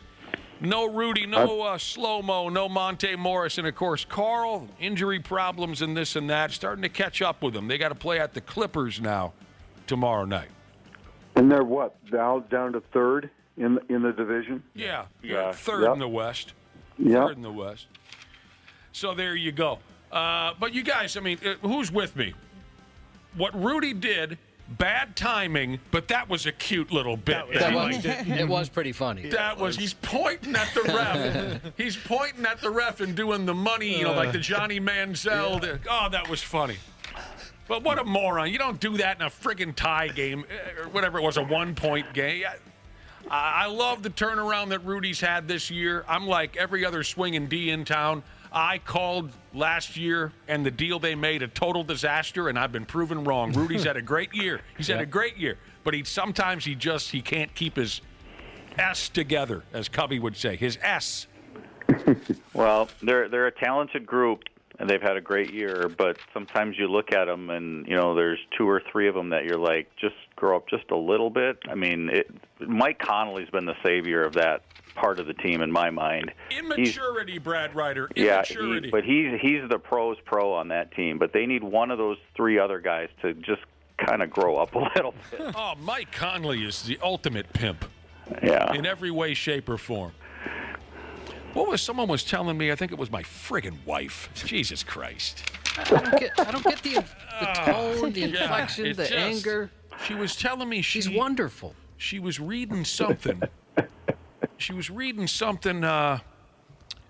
think the boys were bored. The team was bored in California. And just sitting around having some fun. And they handed out some awards. Mike Conley won Best Dancer on the team. Oh, that's quite the honor. And what I thought I'll never win that award. No, you will not. Sarcastically. We're like the big nerd gets voted prom king, something like that. Makes you feel good about yourself. It's a joke. Everyone knows it's a joke. I'm kind of like Elaine Bennis on the dance floor. Oh, I'm worse. Josh, you are probably the worst dancer I've ever seen. I practiced a couple days ago, actually. A couple moves I saw on TV, and it still didn't work. And this was cute. This is something that, again, my wife was telling me. Naz Reid was awarded, from his teammates, Naz Reid was awarded the Naz Reid Award. I can't think of anybody more deserving. What if he didn't win? Yeah. That would hurt. From what I was told, he did not understand why he didn't get the joke. That's good. The winner of this year's Naz Reid Award is Naz Reid. Best dancer. I wish I could be voted best dancer at a party or anything. I'm not the best either. But Josh, you are the worst ever. Yeah, I'm bad. Yeah, I can't figure it out. I like that Nick supports Josh in almost anything, but here he goes, nope, flat out, you're the worst dancer. Oh no, he's supporting. I'm very well aware. He's confirming what I'm saying. I guess I got a question, Josh. If you were best drinker before the possibility of best dancer, would that happen? Oh, you know what? Maybe it would loosen me up a little. That's the problem. I'm too tight. I'm too tight. Yeah. And you're probably all in your head about it, too. You're like, oh, everybody's watching me, how bad I am. Everybody's watching me. Definitely. I pulled a muscle on a slow dance. It's sad. That's a true story. I went left, I went right, my butt gave out, and I had to sit down the rest of the night. My wife still gives me crap about that. If you give me some time to practice, I can get her done. I can. I just need practice. Well, let me show you a move. This is what I was practicing right here. No, Josh, don't do it. You don't think I should? No, he'll be all right. No, I practiced it on Saturday. I didn't hurt myself. He's wearing a Carhartt hoodie. Let me just. What individual who wears Carhartt doesn't have rhythm? So go ahead. What do you? Oh, that's he's doing something. What's happening? It looks like you are, okay, here's what it looked like you were doing. It looked like you had a squirrel running up your leg, and you were beating at it with a baseball bat. Yeah, I saw it on a show. Oh, maybe it was Mean Girls the Musical. Oh. I tried to do it. I can't really. Randy and Brad. Now, Brad, being a softball coach, you'll understand this. It kind of looked like when a batter knocks the dirt off their cleats with the baseball bat before they start. So he did it again when he was sitting down, and I can't see the bottom half of his legs, so it looked like a different motion. Oh, no, it's the same one. And I banged the hell out of my knee on the board. Aww. You were right, Waffle. I shouldn't have done it. You're all right. Luka Doncic. I despise watching him play basketball. I absolutely despise it. But he can play. Why do you despise it, out of curiosity? Because he's the whiniest sumbitch to ever play in the NBA, which I think makes him the whiniest sumbitch on planet Earth. Yeah, because good point. All the majority of the league whines and cries and begs the referee. What? That wasn't a. They never ever. When's the last? How often in a game, Randy Shaver and Brad Ryder, when a foul is called, do you see a player do what he's supposed to do and raise his hand to acknowledge to the scorer's table that it's his foul? It never happens anymore because none of them believe they ever commit a foul. Right. Now, I agree. You know me also. You know me. I'm very critical of NBA officials. I am. I get more and more frustrated. Anyway, Luka Doncic is the worst there's ever been. But Saturday night, he recorded his 6th consecutive 30-point triple-double. That's amazing. Breaking the old record owned by Oscar Robertson. Russell Westbrook. Okay. What was he? I said Oscar Robertson. Oscar Robertson. It was Russell Westbrook. So the Iowegian ladies won the Big Ten tournament. What a great game. Yeah, Did you watch any of the final? Never saw it. Oh, my God, was that fun to watch. Never saw man. it. I didn't see any of the Big Ten tournament. The championship game on Sunday morning, so early Sunday afternoon, was fantastic. Okay. Both teams, just so much fun to watch. Who did the Iowegians beat in the title game? They beat Nebraska, and that Nebraska team is really good too. And Caitlin Clark was okay. She wasn't, she was okay. Her teammates are the ones that really made that game Iowa's victory down the stretch. It really, Clark did her share, but her teammates, I can't think of the girl's name, who played great defense at the end in the overtime. But man, what a fun game to watch. And these gals can really play, can really shoot the ball. It was fun, really. I agree. What a great week of basketball. Yeah, I watched a lot of it too. I do think it's funny how, and I do agree with what you said, but I do think it's funny how we now say that she was just okay when she had 34 points and 12 assists. But she didn't. Yeah, but she didn't shoot it well. You're right. She didn't dominate the game, and I mean, to her credit, when she's not looking to shoot every time. No. To her credit, her teammates, they get involved in that game, and I think there's a misnomer out there that it's just the Caitlin Clark show, and she's out there gunning the ball all the time. She won't pass up many open shots, but she's not a ball hog. No, and I think she almost does it to a fault sometimes because I've watched her enough now. And I'm looking at the box score because I just looked it up. She had a fair number. She had 7 turnovers. She had 7 turnovers on Friday night, 2 in the game Friday night. And I think a lot of that is because she is trying so hard to get everybody else involved that sometimes she'll throw the ball away. Like I said, she's no Lindsay Whalen. So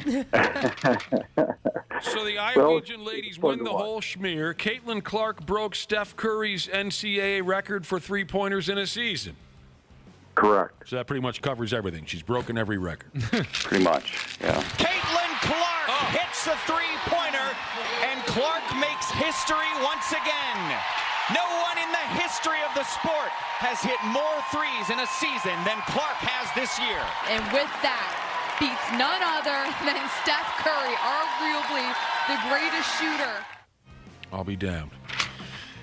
Now, on the they'll probably earn the number 1 seed, I would guess, in the NCAA tournament. Having won the Big Ten tournament with, there was a couple of Big Ten teams that came into that tournament that maybe with a little bit more possibility of being an NCAA 1 seed, but I think Iowa likely will earn that now.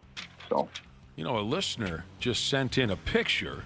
A listener went to the game yesterday, the Big Ten Women's Championship game, and it appears that this listener's teenage son got a picture taken with the Nebraska cheerleaders. And let me tell you, this teenage son, he looks miserable. I don't think he's having any fun. He looks like he's not having any fun at all as these 20-year-old blondes are hanging all over.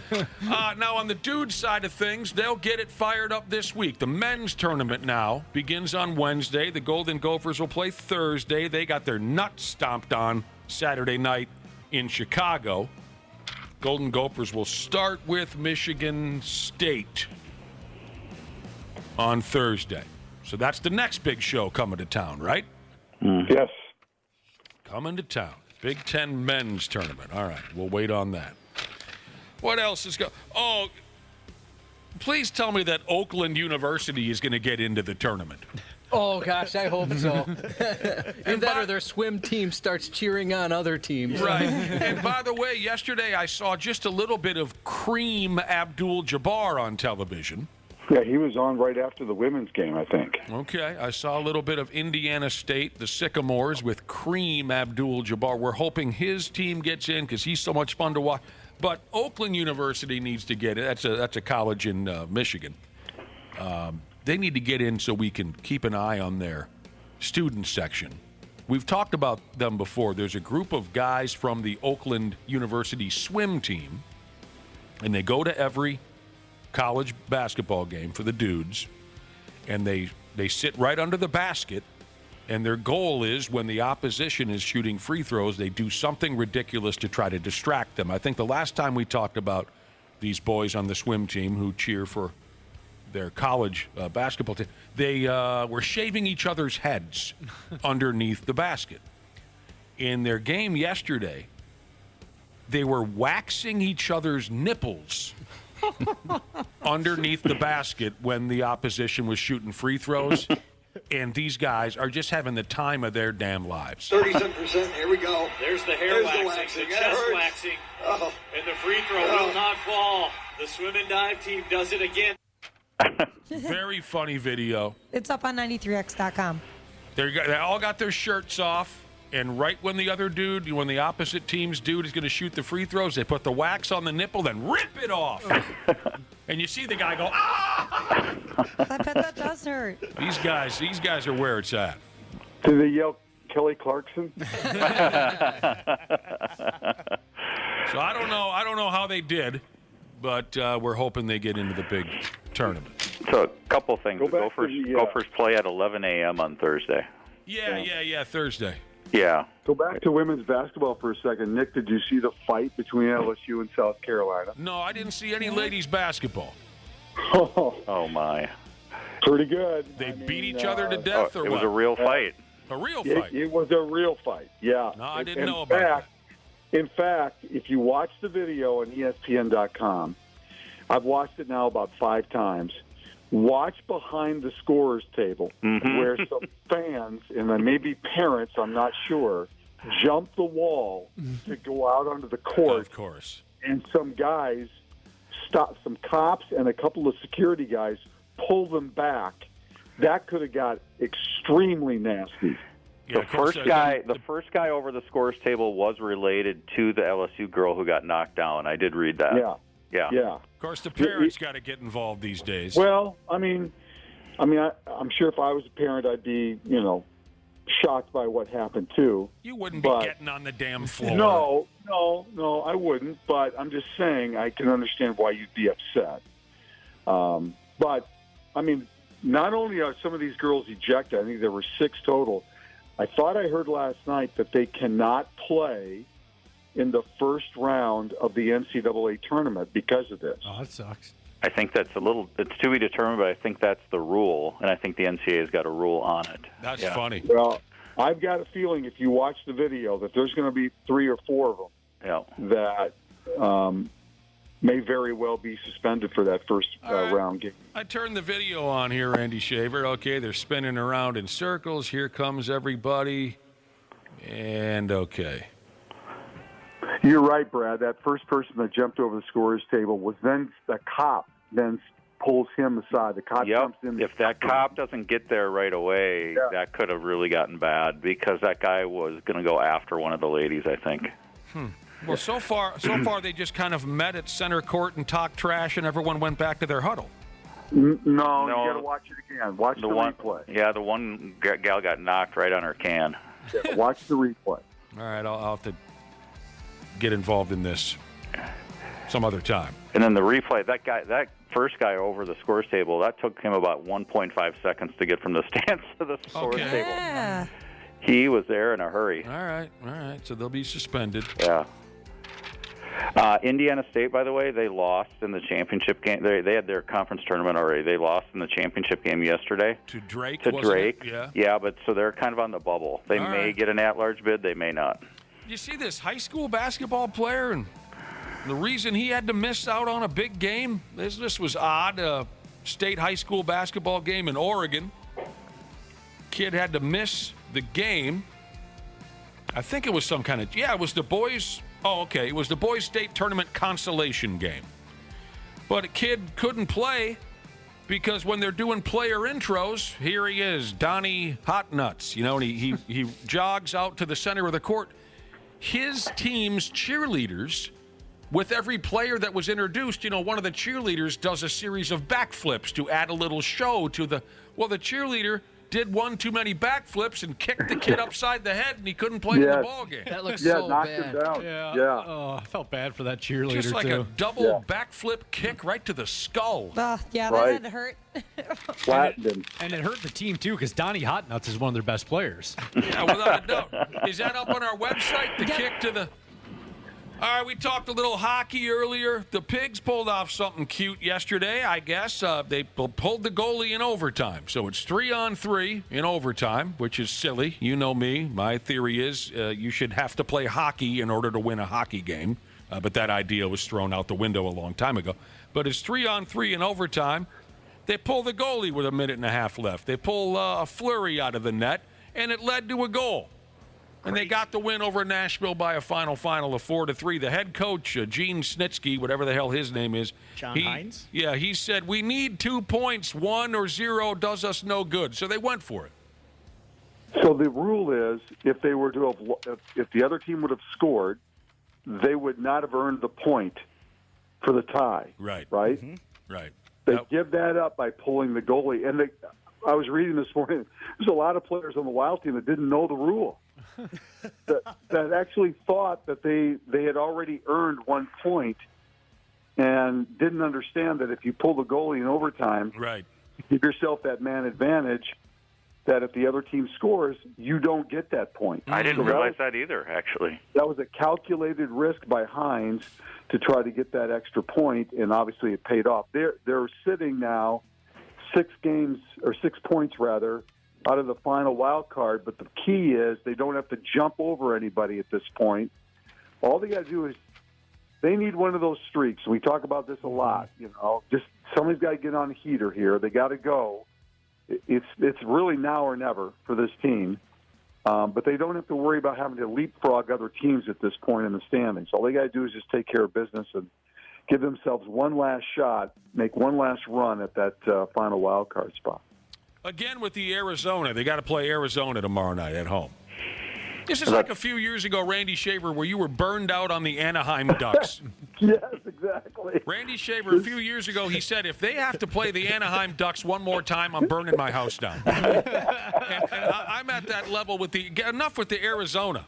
Well, that's good, though. It's a winnable game. That's the way they right. That's the way they look at it. Yeah, Foligno got in a fight yesterday. I saw that. Yeah, he got in a fight, and then also he almost had a great assist. He did one of those behind the back spinorama passes. Come on now. Almost got it in. That's illegal. They did make some deals, not that it's going to, get you playing with yourself or anything, but they piled up some draft picks a few days ago. Connor Dewar, how the hell?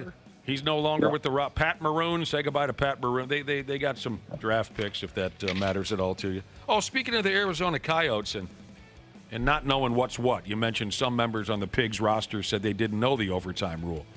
Sure, I can believe that. A couple members of the Arizona Coyotes, I think I have these guys' names correct, Dylan Gunther and Jack McBain. Two players, young guys, they live together, play for the Coyotes. They had their water turned off at their apartment because they forgot to pay their utility bill. That's pretty funny. And Gunther said, we're the laughing stock of the team right now. Yeah, I imagine. But it was do they live on campus, just so walking distance to the arena? Yeah, that's where the arena is. Some garbage apartment on campus, probably. But I guess it was just a misunderstanding. This Gunther kid said they thought that the water and the electricity were kind of a 2-in-1 deal, and that's what they both believed. So they didn't know that they were, skipping out on the bill. They thought they were covering. Gunther said, you don't realize how much you need the water until you go to brush your teeth. You don't have any water. Maybe they live in one of the frat houses. Yeah. They said it was about 16 hours they went without water. Boys high school hockey tournament. Edina beats Chanhassen in the AA final. So that's Edina's 14th overall state title. I really thought Chan was going to win that game. They so dominated that second period. I mean, I don't know if an Edina team had been dominated like that in a long time. They just absolutely – the puck was in the Edina end the entire time in that second period. And all Chan needed was maybe one more goal to give them that two-goal cushion to start the third, because you knew when the third period started that Edina was going to, really just get after it. And it was a great game. It was a lot of fun. Louis was awesome. Such a great send-off for Louis. It was perfect. It really was. St. Cloud Cathedral upset Hermantown for the Class Single A title. Yeah, so that's it for Lou Nanne after 60 years. I didn't see this, but I understand there was plans to honor him yesterday at the X. Did that happen? Yeah. He did go there, yes. Okay. Yeah, he was at the Wild game. Yeah. Now, this is something I can't believe none of us brought this up yet, but a few of our listeners think it's just a little bit more than a coincidence that Lou has announced his retirement right before WrestleMania. Let that sink in. Think about that. So did Randy, though. And Randy announced his... What's happening? Yeah. Randy and Lou tag teaming against who? Randy and Lou Nanne against. Let's go with the Nasty Boys. No one wants to see me in a singlet. The Rock and Roll Express. Or how about a singles match? Randy against Lou. Randy and Lou against Joe Schmidt and Mike Max. Randy, what's your finishing move? He calls it the. What's that? What's your finishing move in wrestling? Give us a television term that could be also used as a finishing move title. Oh, yeah, good one. Gosh, I don't know. Gives him the B-roll. B-roll. Yeah, B-roll. B-roll. That's good. What do you hit him over the head with a cue card or something like that? Yeah. You really can't steal Rikishi's. The stink face? Yeah. I think it should be a one-on-one match. Randy versus Sweet Lou.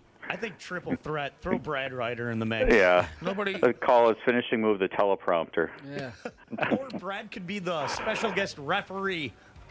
In Randy's corner, Bobby Smith. In Lou's corner, Ronnie Francis. Mr. Hockey this year is a kid named Hagen Burrow from Minnetonka High School. Yeah. They hand that out to the most outstanding senior high school boys hockey player in the state of Minnesota. Yeah. Excuse me, I took too big a hit. Hagen Burrow from Minnetonka. Okay. It is so fun. State girls basketball this week starts, and then next week is state boys. So we're getting near the end of the spring or the winter sports March Madness in Minnesota. Oh, it's full on right now, Randy Shaver. It's full on, skis. It is fun reading some of the old Mr. Hockeys from way back when. It's hard to believe. It's hard to. I believe isn't the word, but Paul Martin, Mr. Hockey in the year 2000. What I'm trying to say is, it seems like yesterday, but that's 24 years ago. Yeah, it's amazing. It's hard to say Paul Martin and realize that I'm talking about 24 years ago. You know, that's where I was trying to go. Jeff Tafe and John Pohl, Dave Spihar, Eric Rasmussen, Mike Crowley, Nick Checo. This is just a handful of prior past Mr. Hockeys. Brian Bonin, Darby Hendrickson, Joe Dietzick beat me out for it in 1990. Trent Klatt, Larry Olam, one of the most beautiful skating and stick-handling hockey players I ever saw in my life, Larry Olam, who I know is still in town here coaching somebody, girls hockey for Mound, I think. I don't follow high school. Larry Olam, I just thought, was the unbelievable. Yeah. George Palawa in 1986. Yeah. George Palawa. I dig it. Checkerboard Vans Jesus has an idea for Randy's finishing move. This is great. The breaking news. Oh, yeah.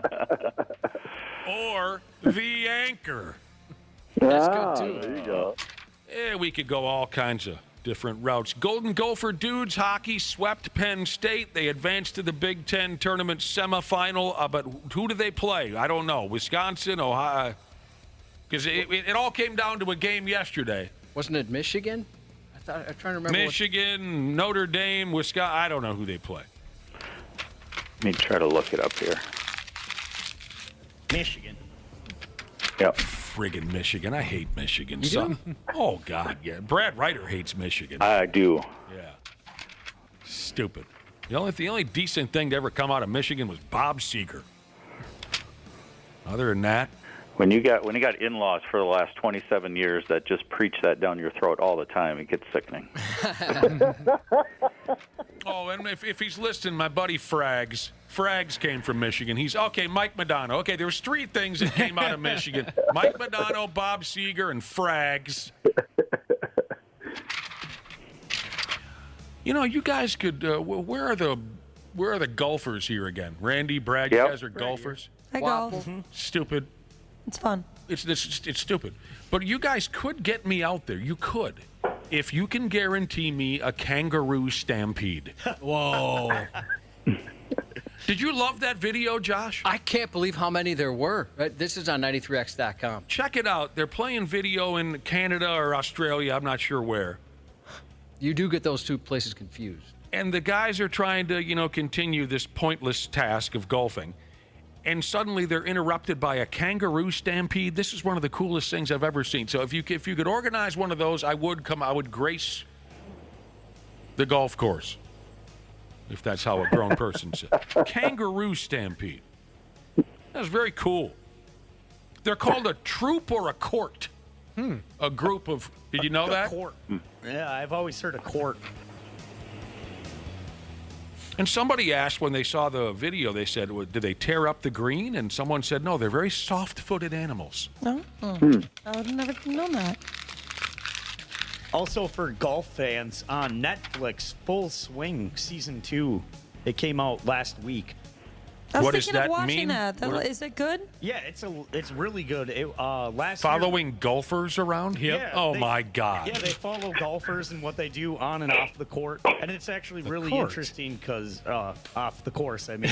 But this year they're kind of comparing live golf to PGA. Are you done yet? The first season was pretty good. It was good. The second season's really good, too. Oh, yes, thank you, on liver number 2, Jesus. I forgot to mention the that's a good one. Yeah. The women's Golden Gopher hockey team, NCAA tournament against Clarkson. Who just said Clarkson a few minutes Kelly ago? Clarkson. Oh, Kelly. That's what we were talking They're about. playing Kelly Clarkson Saturday, 2 o'clock, NCAA tournament. No, Kelly Clarkson! Thank you. I almost forgot. You're good. You're good. On liver number 2, Jesus.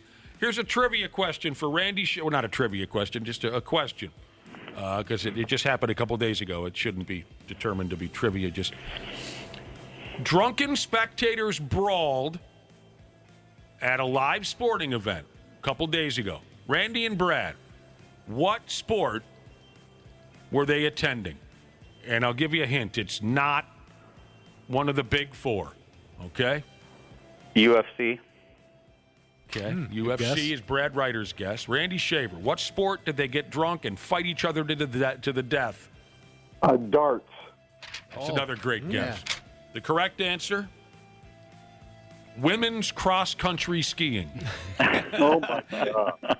That's a rowdy crowd. In Norway, they were having some silly cross-country skiing race on a mountain summers, and they say the event was marred by drunken brawls. Several fights broke out. People were fighting the police at the women's cross-country skiing meet in Norway. Now, these were spectators? Yes. Okay. 130 people between the ages of 16 and 20 required assistance from the Red Cross. Oh, my God. For the beatings that they took and delivered. Oh, 130? Yes. Jeez. Oh, my God. One of the skiers said they could smell hooch as they were roping their, what do they do? What is this? As they were I don't know what that motion's hoofing themselves, whatever they do in cross country, shushing themselves. They could smell booze coming off the crowd. That's crazy. Yeah. And then just all hell broke loose and they tore each other limb from limb. Man, not only has your life gotten to a point where you're attending a cross-country skiing meet, but then you get your ass kicked too. That's just brutal. It's unbelievable. Unbelievable. All right, this sucks. Russell Wilson signed with the Steelers. That's boring. It's a great deal for the Steelers. It only costs them $1 million. I don't care, Denver's paying $37 million for him to play in Pittsburgh. Well, yeah, but I wanted him to come here. Oh, that's what I was about to say. At least he's not coming here. I wanted Mr. Unlimited in town, man. Yeah, it would make for some interest. Well, they're not going to do that until they know what Cousins is going to do. Josh and I wanted to go to some of his parties. Yeah, heck yeah. Oh, I'm sure, yeah. Mr. Well, we're going to find out this week. The NFL league year starts this week. We're going to find out what Cousins' decision is this week. Are we finally? Are you being? Don't play with me on this because I've had enough. I'm not. Of this. Okay. No. The year starts this week. So. Ring your mom's doorbell says Stillers Nation. Let's weld. Let's weld. That's stupid. I wish that Russell Wilson was playing for the Vikings next year, but he's not. We can still hold hope for the Milfman, though. And they go to Denver during the regular season at some point. So we can hold out hope for the Milfman. Did we mention this yet? I don't think so, but I can't remember. A website by the name of The Athletic predicts that 2 former New York Jets quarterback busts, Sam Darnold and the Milfman, will wind up playing for the Vikings next season. Now, that makes up for the Russell Wilson thing. It does. Oh, man. I would love to have a Sam Darnold Milfman combo under center. No, thanks. Pretty hilarious that you're relying on former Jets busts. I would love to see it. The Milfman, I don't care who maybe they can do a Wildcat type situation. One of them hands the ball to the other. I don't care. That sounds like fun. Mac Jones traded to the Jacksonville Jaguars. He didn't have the greatest run with the Patriots there, did he, that Mac Jones? He did not, no. He'll be the backup to Trevor Lawrence. He's from Jacksonville. That's why the deal was made. But that's a good move. I mean, you need a good backup quarterback, at least somebody who can play a little bit. Yeah, and he can play a little bit. Right. That's had some success. Yeah, it's a great move. Mac and they only gave up like a 6th-round pick or something. Right. So. What about Stillers Nation, Let's Mine? Do you like that better than Let's Weld? No. Where do you sit on this? No. On the fence? The welding's fine. Baker Mayfield's going to stay with the Buccaneers. All right. Yeah, got some money. Did he get some money out of the deal? 3 years, $100 million. Yeah. It's about time these guys got paid. And you know they re-signed Mike Evans, so Mike Evans was one of the guys that was really pushing for them to re-sign Baker Mayfield. So well, if he's getting 3 years, $100 million, that sets the bar a little higher than that for Cousins, I would think. Oh yeah, absolutely. Yeah. And think about this for a second. Mayfield was basically out of a job. I mean, he was a year done. ago. Yep. Yeah. And he resurrected his career. He went to Tampa, took a lot less money on a 1-year deal, and completely resurrected his career. Yeah. Well, there you go. How about some quick baseball stuff before we get out of here? We're getting closer and closer to the the real thing. This sounds like a lot of fun. The Miami Marlins, they made some announcements. And I think they've been kind of cool about this for a few years. They let their fans bring instruments to the game. So you can play, like Josh could play his saxophone. You can bring in a snare drum, a slide whistle.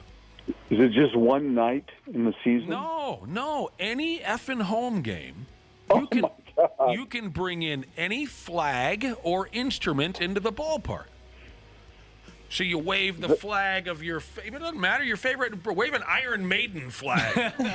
While you're playing a set of bongos. I love this. I wish Target Field was more loose about this kind of thing. I can't imagine that there's a lot of fans that, if you got a guy next to you that can't stop, playing terrible saxophone or that drive you crazy. Well, yes, but Randy, that's why you bring an instrument too to drown them out.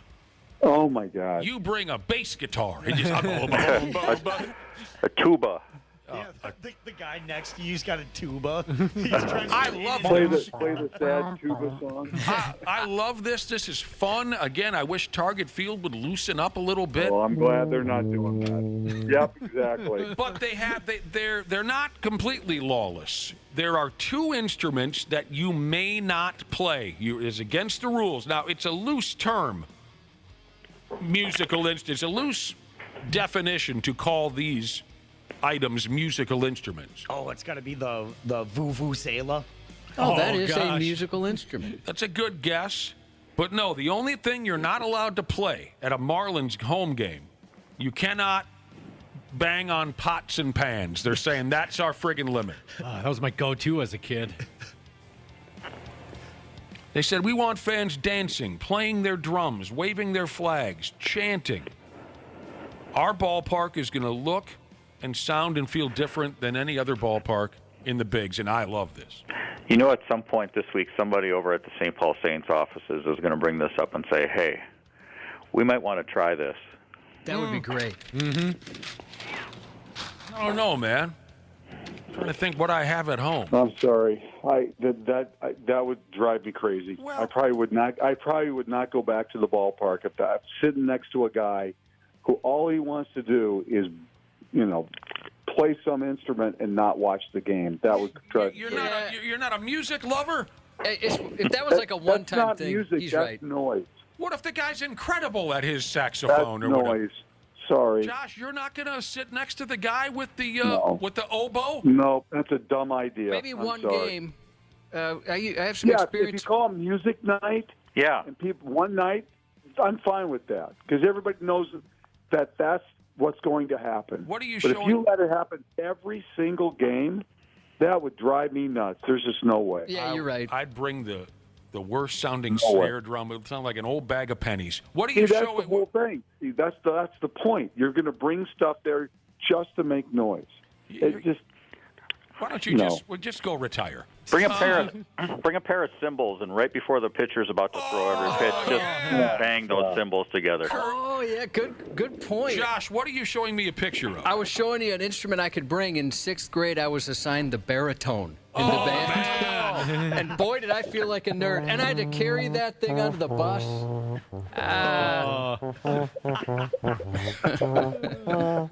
It was two times bigger than me. That's adorable.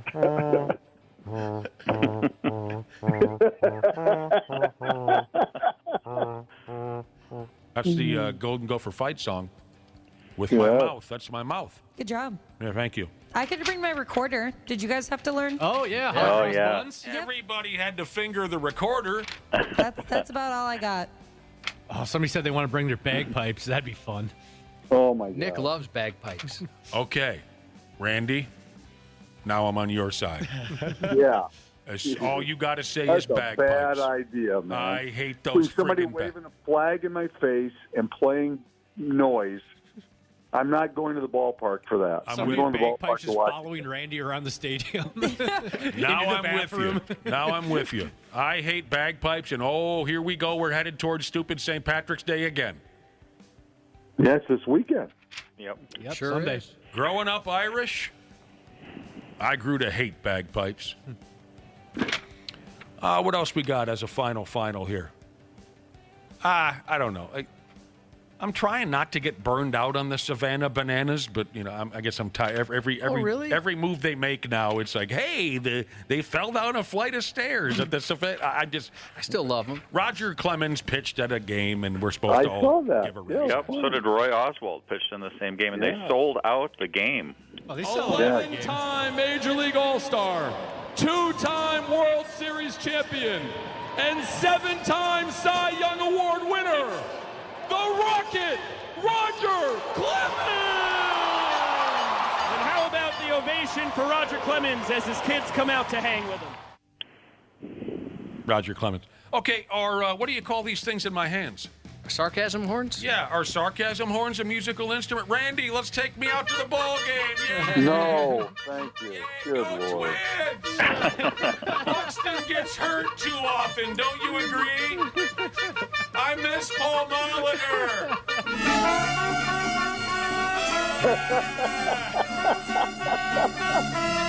I don't like the way the bullpen is used these days. What do you think? It's a terrible idea. Terrible. Yeah, I think you're right. I got carried away. So there you go. Yeah, what is it today? The 11th, St. Patrick's Day is Sunday? Sunday. What a nightmare. Total nightmare for a guy like me. There you go, Brad Ryder, Randy Shaver. Thanks very much. Randy, get that stuff working at you, that equipment. We don't want to hear you on the telephone. Yeah, I'm with you. Make a phone Hopefully call. We'll get it fixed. Send an email. Thanks, you guys. You bet. We will be back in a few minutes here on the Half-Assed Morning Show. Half-Assed Morning Show. They're loud. They lose control. They do their little circus act. They're a nuisance. 93X. Grace here, customer service rep at Standard Heating and Air Conditioning. Our customers are our top priority, whether that's providing same-day service or solving a cooling issue for that addition on your home. Ashley, tell our listeners about this month's AC specials. Get started on your spring cleaning checklist now. With the weather warming up, it's the perfect time to get your AC tuned up with Standard Heating and Air Conditioning. Get $40 off a furnace or AC tune-up, or double your savings and get $80 off when you get them done at the same time. Visit standardheating.com to save now. The Ed Milet Show showcases the greatest peak performers sharing their journey, knowledge, and thought leadership. This is one of the all-time best pieces of advice ever given on the show. Actor Rainn Wilson. The number one thing that psychologists point to with young people of why they are struggling so much in this mental health epidemic is they don't have resilience. So how do you build resilience if you don't understand suffering itself? The Ed Milet Show is available on YouTube or wherever you listen. Dr. P. Jesus. The 93X Half-Assed Morning Show. Welcome back to the Half-Assed Morning Show. Welcome back. Surprise! Surprise. We got a surprise for you. We got confused. It's our fault. We didn't know that Dr. P. Jesus was coming in today until just a few minutes ago. That's a wonderful surprise. Sorry. Normally we give folks a heads up when Dr. P. is coming in so they can text in with their health issues ahead of time. We'll have to wing it. We screwed up. We forgot. Text us if you have a question for the doctor. 651-989-9393. Welcome to the show. Second place overall indoor What's the sport you play again? Pickleball. Second place all-time pickleball champion, Dr. P. Jesus. What did you? You've got a medal around your neck. What did you win? Yeah. I wore it in, because I'm going to be wearing it probably every day for at least 2024. The National Professional Pickleball Association Tour was in town in Lakeville over the weekend. So Okay. it's the one big professional event. That's where all the college girls were headed. I was wondering what was going on. Honestly, there were some very attractive ladies there. Really? Yes. Like the paramedics standing by for you old folks breaking a knee or something? No, it was more the the women who were kind of slinging the beverages that are sponsoring the pickleball tournament. I see. So yes. you won what? Well, so there's a lot of different divisions. So I was in mixed doubles, but there's lots of different rules for the different divisions. So I was in a division where the male player has to be 50 plus, and has to be a family doctor who does at least a little bit of a radio thing at least twice monthly. Sure. That was the division that you were filed into. So we took second. Interestingly, there was only one team, but they only gave us second. Second place. Yeah. No, truly. I was in mixed doubles, ages 35 to 49. My partner was 46, so I had to play down. And we took second out of 16 teams. It was we had some long matches. I think I played for about 5 hours. It was holy cow. I can actually barely walk today. Now that you've got this medal around your neck, can you be done with this now? I don't think so, man. You got to finish first before you quit? Yeah. Because between you and a sales guy in this building, if I hear one more pickleball story, I know, and I hate to bring it up, but Yeah, you should meet up with Jeff, our sales guy. Yeah, you guys could talk pickleball forever. That dude cannot walk past us on any day without saying pickleball out loud, and Wapple knows this. We're about to strangle him to death. Well, and I know. Last time I was here, I started to say something. You thought it was going to be pickleball. It was puppies. Puppies. But it was the P letter. You almost jumped on me. I stood up, didn't I? You did. Yeah. You did. You were coming through that window. I was talking with Dr. P about this and his medal, and it was like the Olympics. They had a podium and everything. He got on the podium. You friggin' dorks. And then he even said they had sparkler cannons behind They him. did? Oh, that's pretty cool. Dude. No, it was legit. Do you have video of this? I got to see this. I have pictures. I got to see that. Oh, geez, Jesus, this is wonderful. Said, you know what? The listeners never asked Dr. P how he's doing. So I'll ask, does he have any questions for us? Anything for the Do you have listeners? any questions about your health? Okay, actually, I will ask one. If you have- do you This have- will be good and see if people text in. Okay, so yes, I've been. It does have to do with pickleball. Since I've been running around a lot, I have quite a bit of heel pain. Yeah. It's both feet, but the left is worse. It hurts in the morning if I don't put some shoes on, but it doesn't seem to be related to tightness in my foot or arch or anything. So Obviously, what could it be? We want the listeners' take on this, but I already have. I'm sorry, I already have the answer. I'm not trying to be, anticlimactic or whatever, but you say it's your heel. You've been playing a lot of pickleball. What that is known as, what you've strained there, Dr. P, is the dork muscle. Oh, is that what it is? It affects all pickleball players. Eventually, wear down their dork muscle. So I've really hurt my left dork muscle. My right one's at risk. Your right one is next, and you will be completely. You'll be. Congratulations on your second place. Oh, yeah, That I is love it. wonderful. I love you to death. I'm just busting your chops. No, that's great. But the sales guy, I am going to clothesline him. I'm a running clothesline. Wapple's going to catapult me across the. I have seen steam come out of your ears when he comes over. Oh, for God's sake. Well, here's the deal. Our listeners are texting in. The number is 651-989-9393. Even without much warning, they're ready. That's great. With questions for Dr. P. Jesus. And here is the first.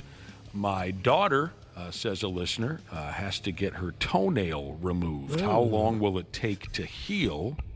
Will she be able to walk? She has bad ingrown issues. Well, that's a good question. So Yeah. she didn't say how old, but She did not. So ingrowing of the toenail is when the edge of the nail basically kind of grows up under the skin on the outer part of the foot. The outer part of the toe, usually towards another toe where there's rubbing. And if it's a spike of nail that gets up in there consistently, you can't trim your nails well. So having it removed, I mean, basically they numb up the toe, and for lack of a better term, they yank out the nail. And then the question is whether, if you just do nothing else, you heal up quickly. I mean, they stop the bleeding right away. The nail will slowly regrow. Usually, if you have recurrent toenail problems, though, they call it ablating the matrix of the nail. So basically trying to at least destroy the part of the nail that keeps forming that spiked part on the side. So sometimes they'll just prevent the whole nail from growing back. Probably not that. But so, I think a couple days it's going to be sore because you're going to have an exposed nail bed. But then it's not too bad, and then the nail will grow back, either the whole nail or usually 2/3 of it is what. Walking, will it be doable at first, or it'll be a while? I had it happen, and I don't remember it was bad at all. I don't remember it being You had a toenail pulled out? Yeah, I kept getting, what's the one you said? They cut part of it off. Okay. Yeah, sometimes you only remove 1/3 of the nail. I mean, there's different ways to do it. Okay. So yeah, it may just be that. But how was walking for you, Josh, when they cut off half your nail ski? Yeah, so I didn't have the whole thing, so maybe that's different, but it was fine. I don't remember it being bad at all. How was the one thing that irritated me was I wearing couldn't get an socks. erection for a week. Oh, I'm sorry. my God. Dude. Go ahead. Unrelated. Oh, my. You said wearing socks? Yeah, it rubbing on the top of the, Dr. P was saying, the exposed nail bed there. That was bad. Did it affect your ability to get an erection? No. I was safe amazingly there, not thankfully. You know, my two big toes, they got so fungusy and whatnot. The nails that I considered having them removed. I saw it on television where they said, look, if it's bad enough, just have them pulled the frick out of there. But I never went through with it. I didn't have the balls. Back to your injury from pickleball, Dr. P. A listener says it sounds like you got a solid case of Pussyfoot. Oh, I bet that's it. Yeah. We can say that word. Fun size in that reference, yes. Fun size Jesus said, tell Dr. P just stop wearing the high heels so often. It might take a load off. A physical therapist has said it's plantar fasciitis. Plantar fasciitis. Fasciitis. Stretch your calves. Roll on a frozen water bottle. I'll roll you over on a frozen. Just roll my whole body over it? Yeah, every inch. I'm assuming, your whole body. No, I'm kidding. Yeah, okay. We'll see if anybody else has any thoughts. Because it's not plantar fasciitis. Some people say super gonorrhea. That is going around these days. Yeah, especially around your mom. Enhanced steel cutter Jesus says, how long, we have got two questions on testosterone. Oh, okay. How long after starting testosterone injections will I notice mood and energy improvements? Well, is that something that has to build up, or is that? Yeah, I mean, I think it does take a little bit of time. I mean, you may not notice anything. That's possible, but I would say it takes weeks at least. Oh, okay. Yeah, and I think you don't. I'm trying to remember how long you're supposed to wait at least, I think, a month before you, or even 6 weeks before rechecking levels. So there's different ways to take testosterone. You can get an injection. There's topical gel that you put on. I would assume the injection probably gets your levels up more quickly, just because it's sort of a larger amount all at once. But yeah, weeks. Weeks, okay. Scrolling through Facebook on the can, Jesus has a testosterone-related question. He's 20, not well endowed, he said. He's not. He said, recently found out I have low testosterone. If I start TRT, is it possible I'll gain any size down there? I figured maybe it's possible since males don't stop developing till the age of 25, right?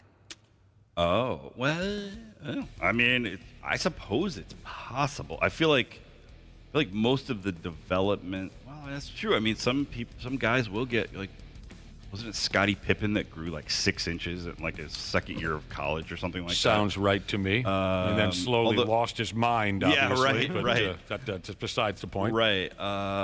So I guess I tend to think of height and sort of overall size being, usually. How old is he? He said he was 20. Okay. 20, yep. So, it's possible. I think it's probably not going to be enough to put an advertisement in your email or anything like that, like we all see. It would be subtle, I think. Okay. Yeah, most of I think that secondary development, the male characteristic development that responds to testosterone, a lot of that, is based on even before you're born being exposed to levels of testosterone and stuff too. While we're still in the womb. Yeah, basically the things that make the boy turn into a boy instead of a girl before they're born. Mm-hmm. Yep. All right. Little Village Jesus has an idea about your foot. Hopefully you can get this figured out. He believes it's plantar vaginitis. Dr. P. Jesus is our guest this morning, fielding your health questions at the phone number of 651-989-9393. Well, I guess it's a text number, is it not? It's just a text number. Question. Is it both? Yeah, you can call it if you want. Well, how does that work? Anyway. Your phone does the same thing, believe it or not. I got to get back to you on this. Kayak Bass Fisher Jesus has texted in with a question for you, Dr. P. Yeah. What do you know about severe night sweats? Ooh. He says he is 36-year-old. He's a guy. He's 36. Sometimes I wake up looking like I took a shower and a body print of sweat on my sheets. This happens 2 to 3 times a week. Yeah, that's What are you? Are you wiping out what do they call those green things that are kind of hot and you put them on tacos and whatnot? Jalapenos? What are you having, a jalapeno burger before bed or something? What the hell? Sweats? Two or 3 times a week, he wakes up with night sweats. It looks like he took a shower. Body print of sweat on the sheets. Yeah, there's a long list of things that can cause night sweats, and we tend to think about infectious disease stuff. Also, can't get an erection. He decided. Oh, you can't either. Yeah. Oh, that seems to be going around.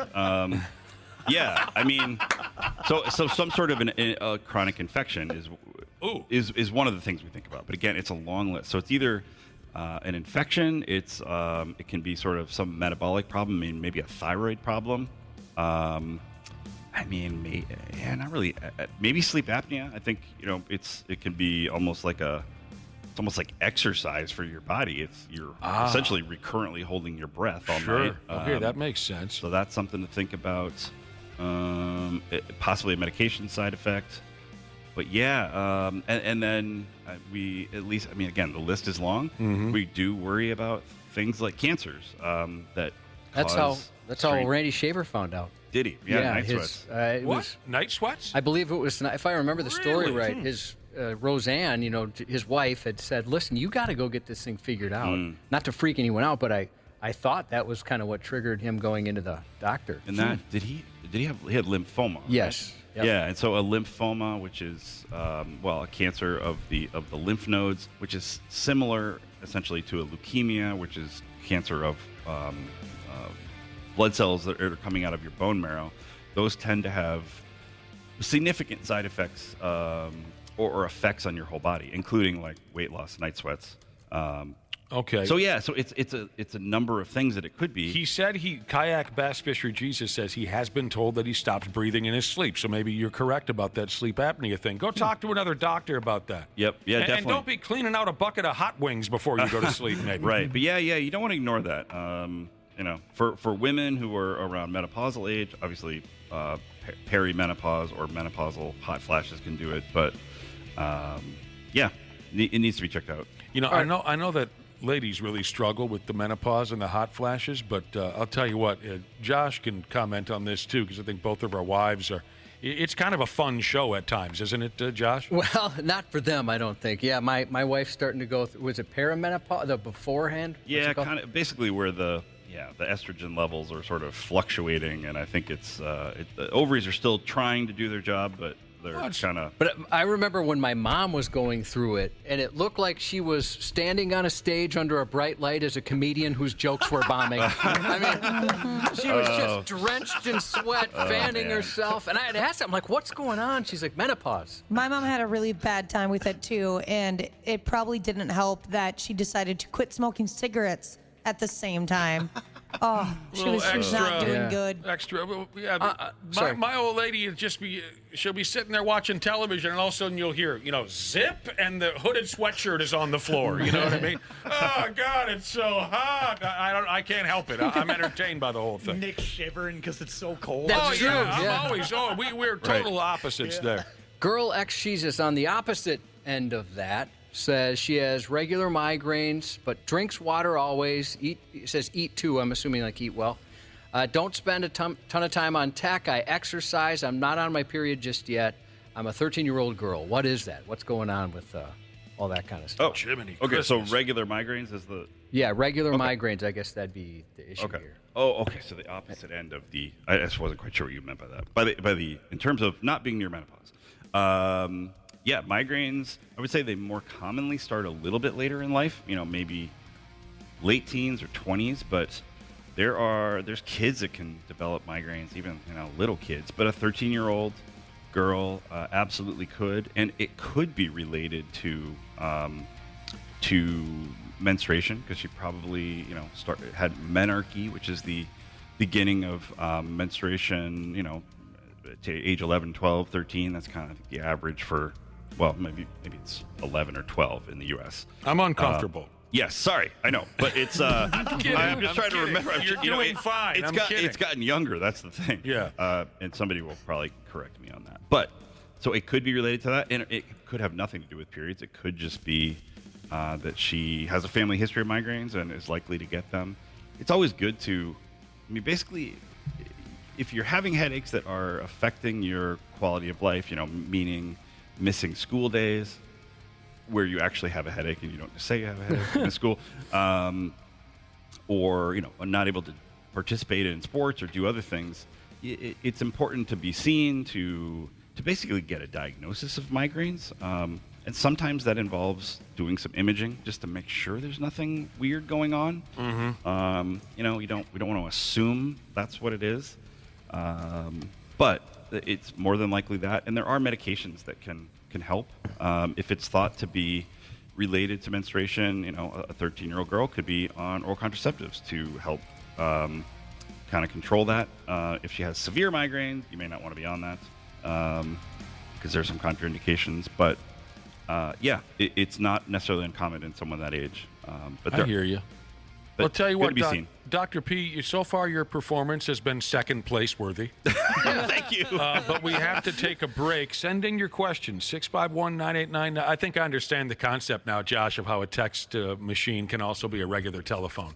That was a profound statement, actually. Yeah. Right. I don't tend to think of mine as I don't have to bring that up off air. That's one thing we don't have to handle off air. 651-989-9393. We got a few more minutes for Dr. P when we come back.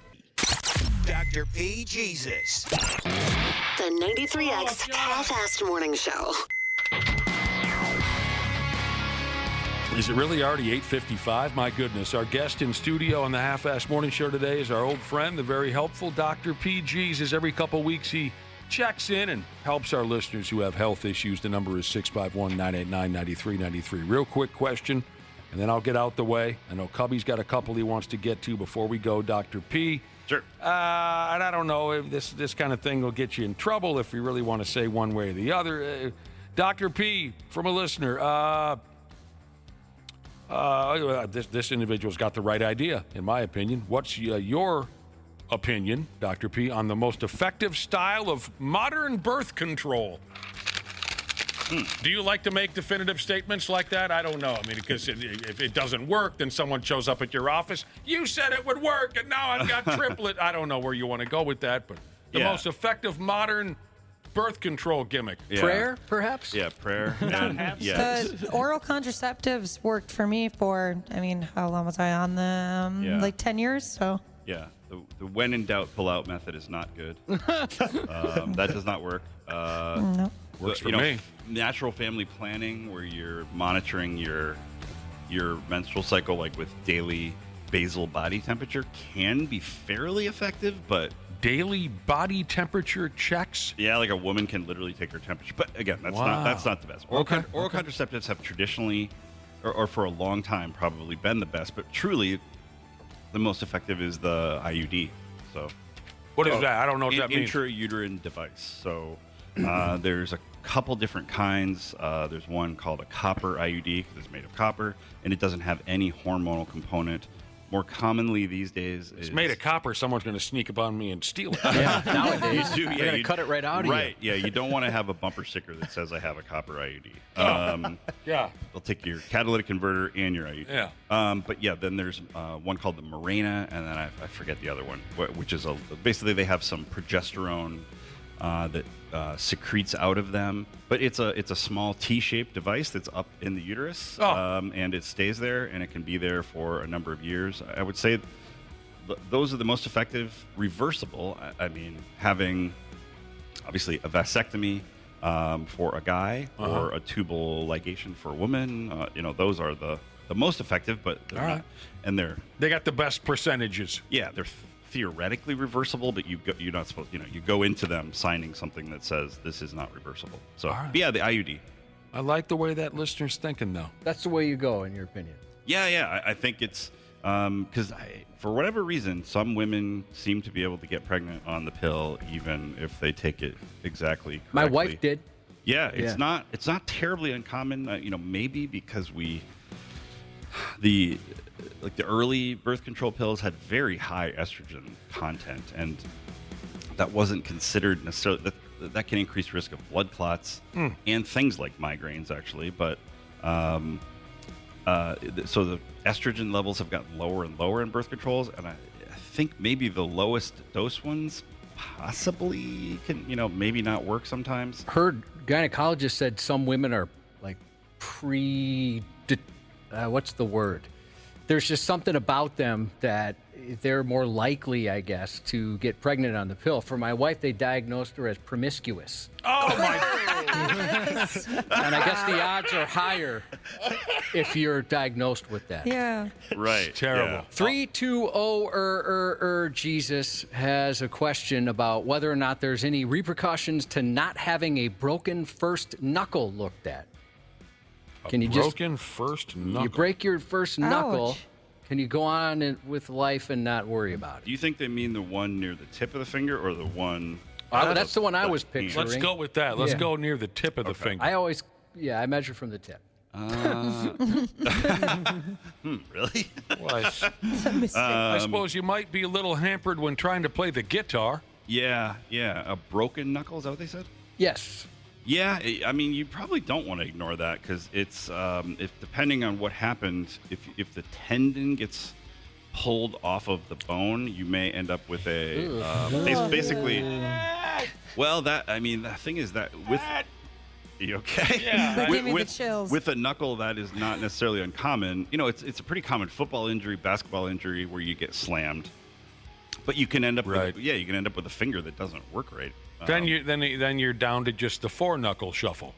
Can't do the 5 shuffle. Right. So yeah, it is good because if update. I'm sorry to interrupt. Oh, sure. An update. Closest to the palm, he said. Okay. So we were measuring the wrong we way. went the wrong way. So that one I would also definitely get checked out because that's really the knuckles on the back of your hand that if you punch somebody you might break, and that's often how people do break those knuckles. I wonder if did he punch somebody in the teeth or punch the wall. That's no, that's that is definitely important to get looked at, especially if it's the fifth finger, because that's even called like a boxer's fracture, and that can heal poorly as well. And you think about it, those knuckles where your fingers come off the hand those are big joints compared to the knuckles down the finger. And if one of those becomes dysfunctional in the short term, that's going to be bad, but you can also end up with really bad arthritis later in life that will be very painful. So get looked at.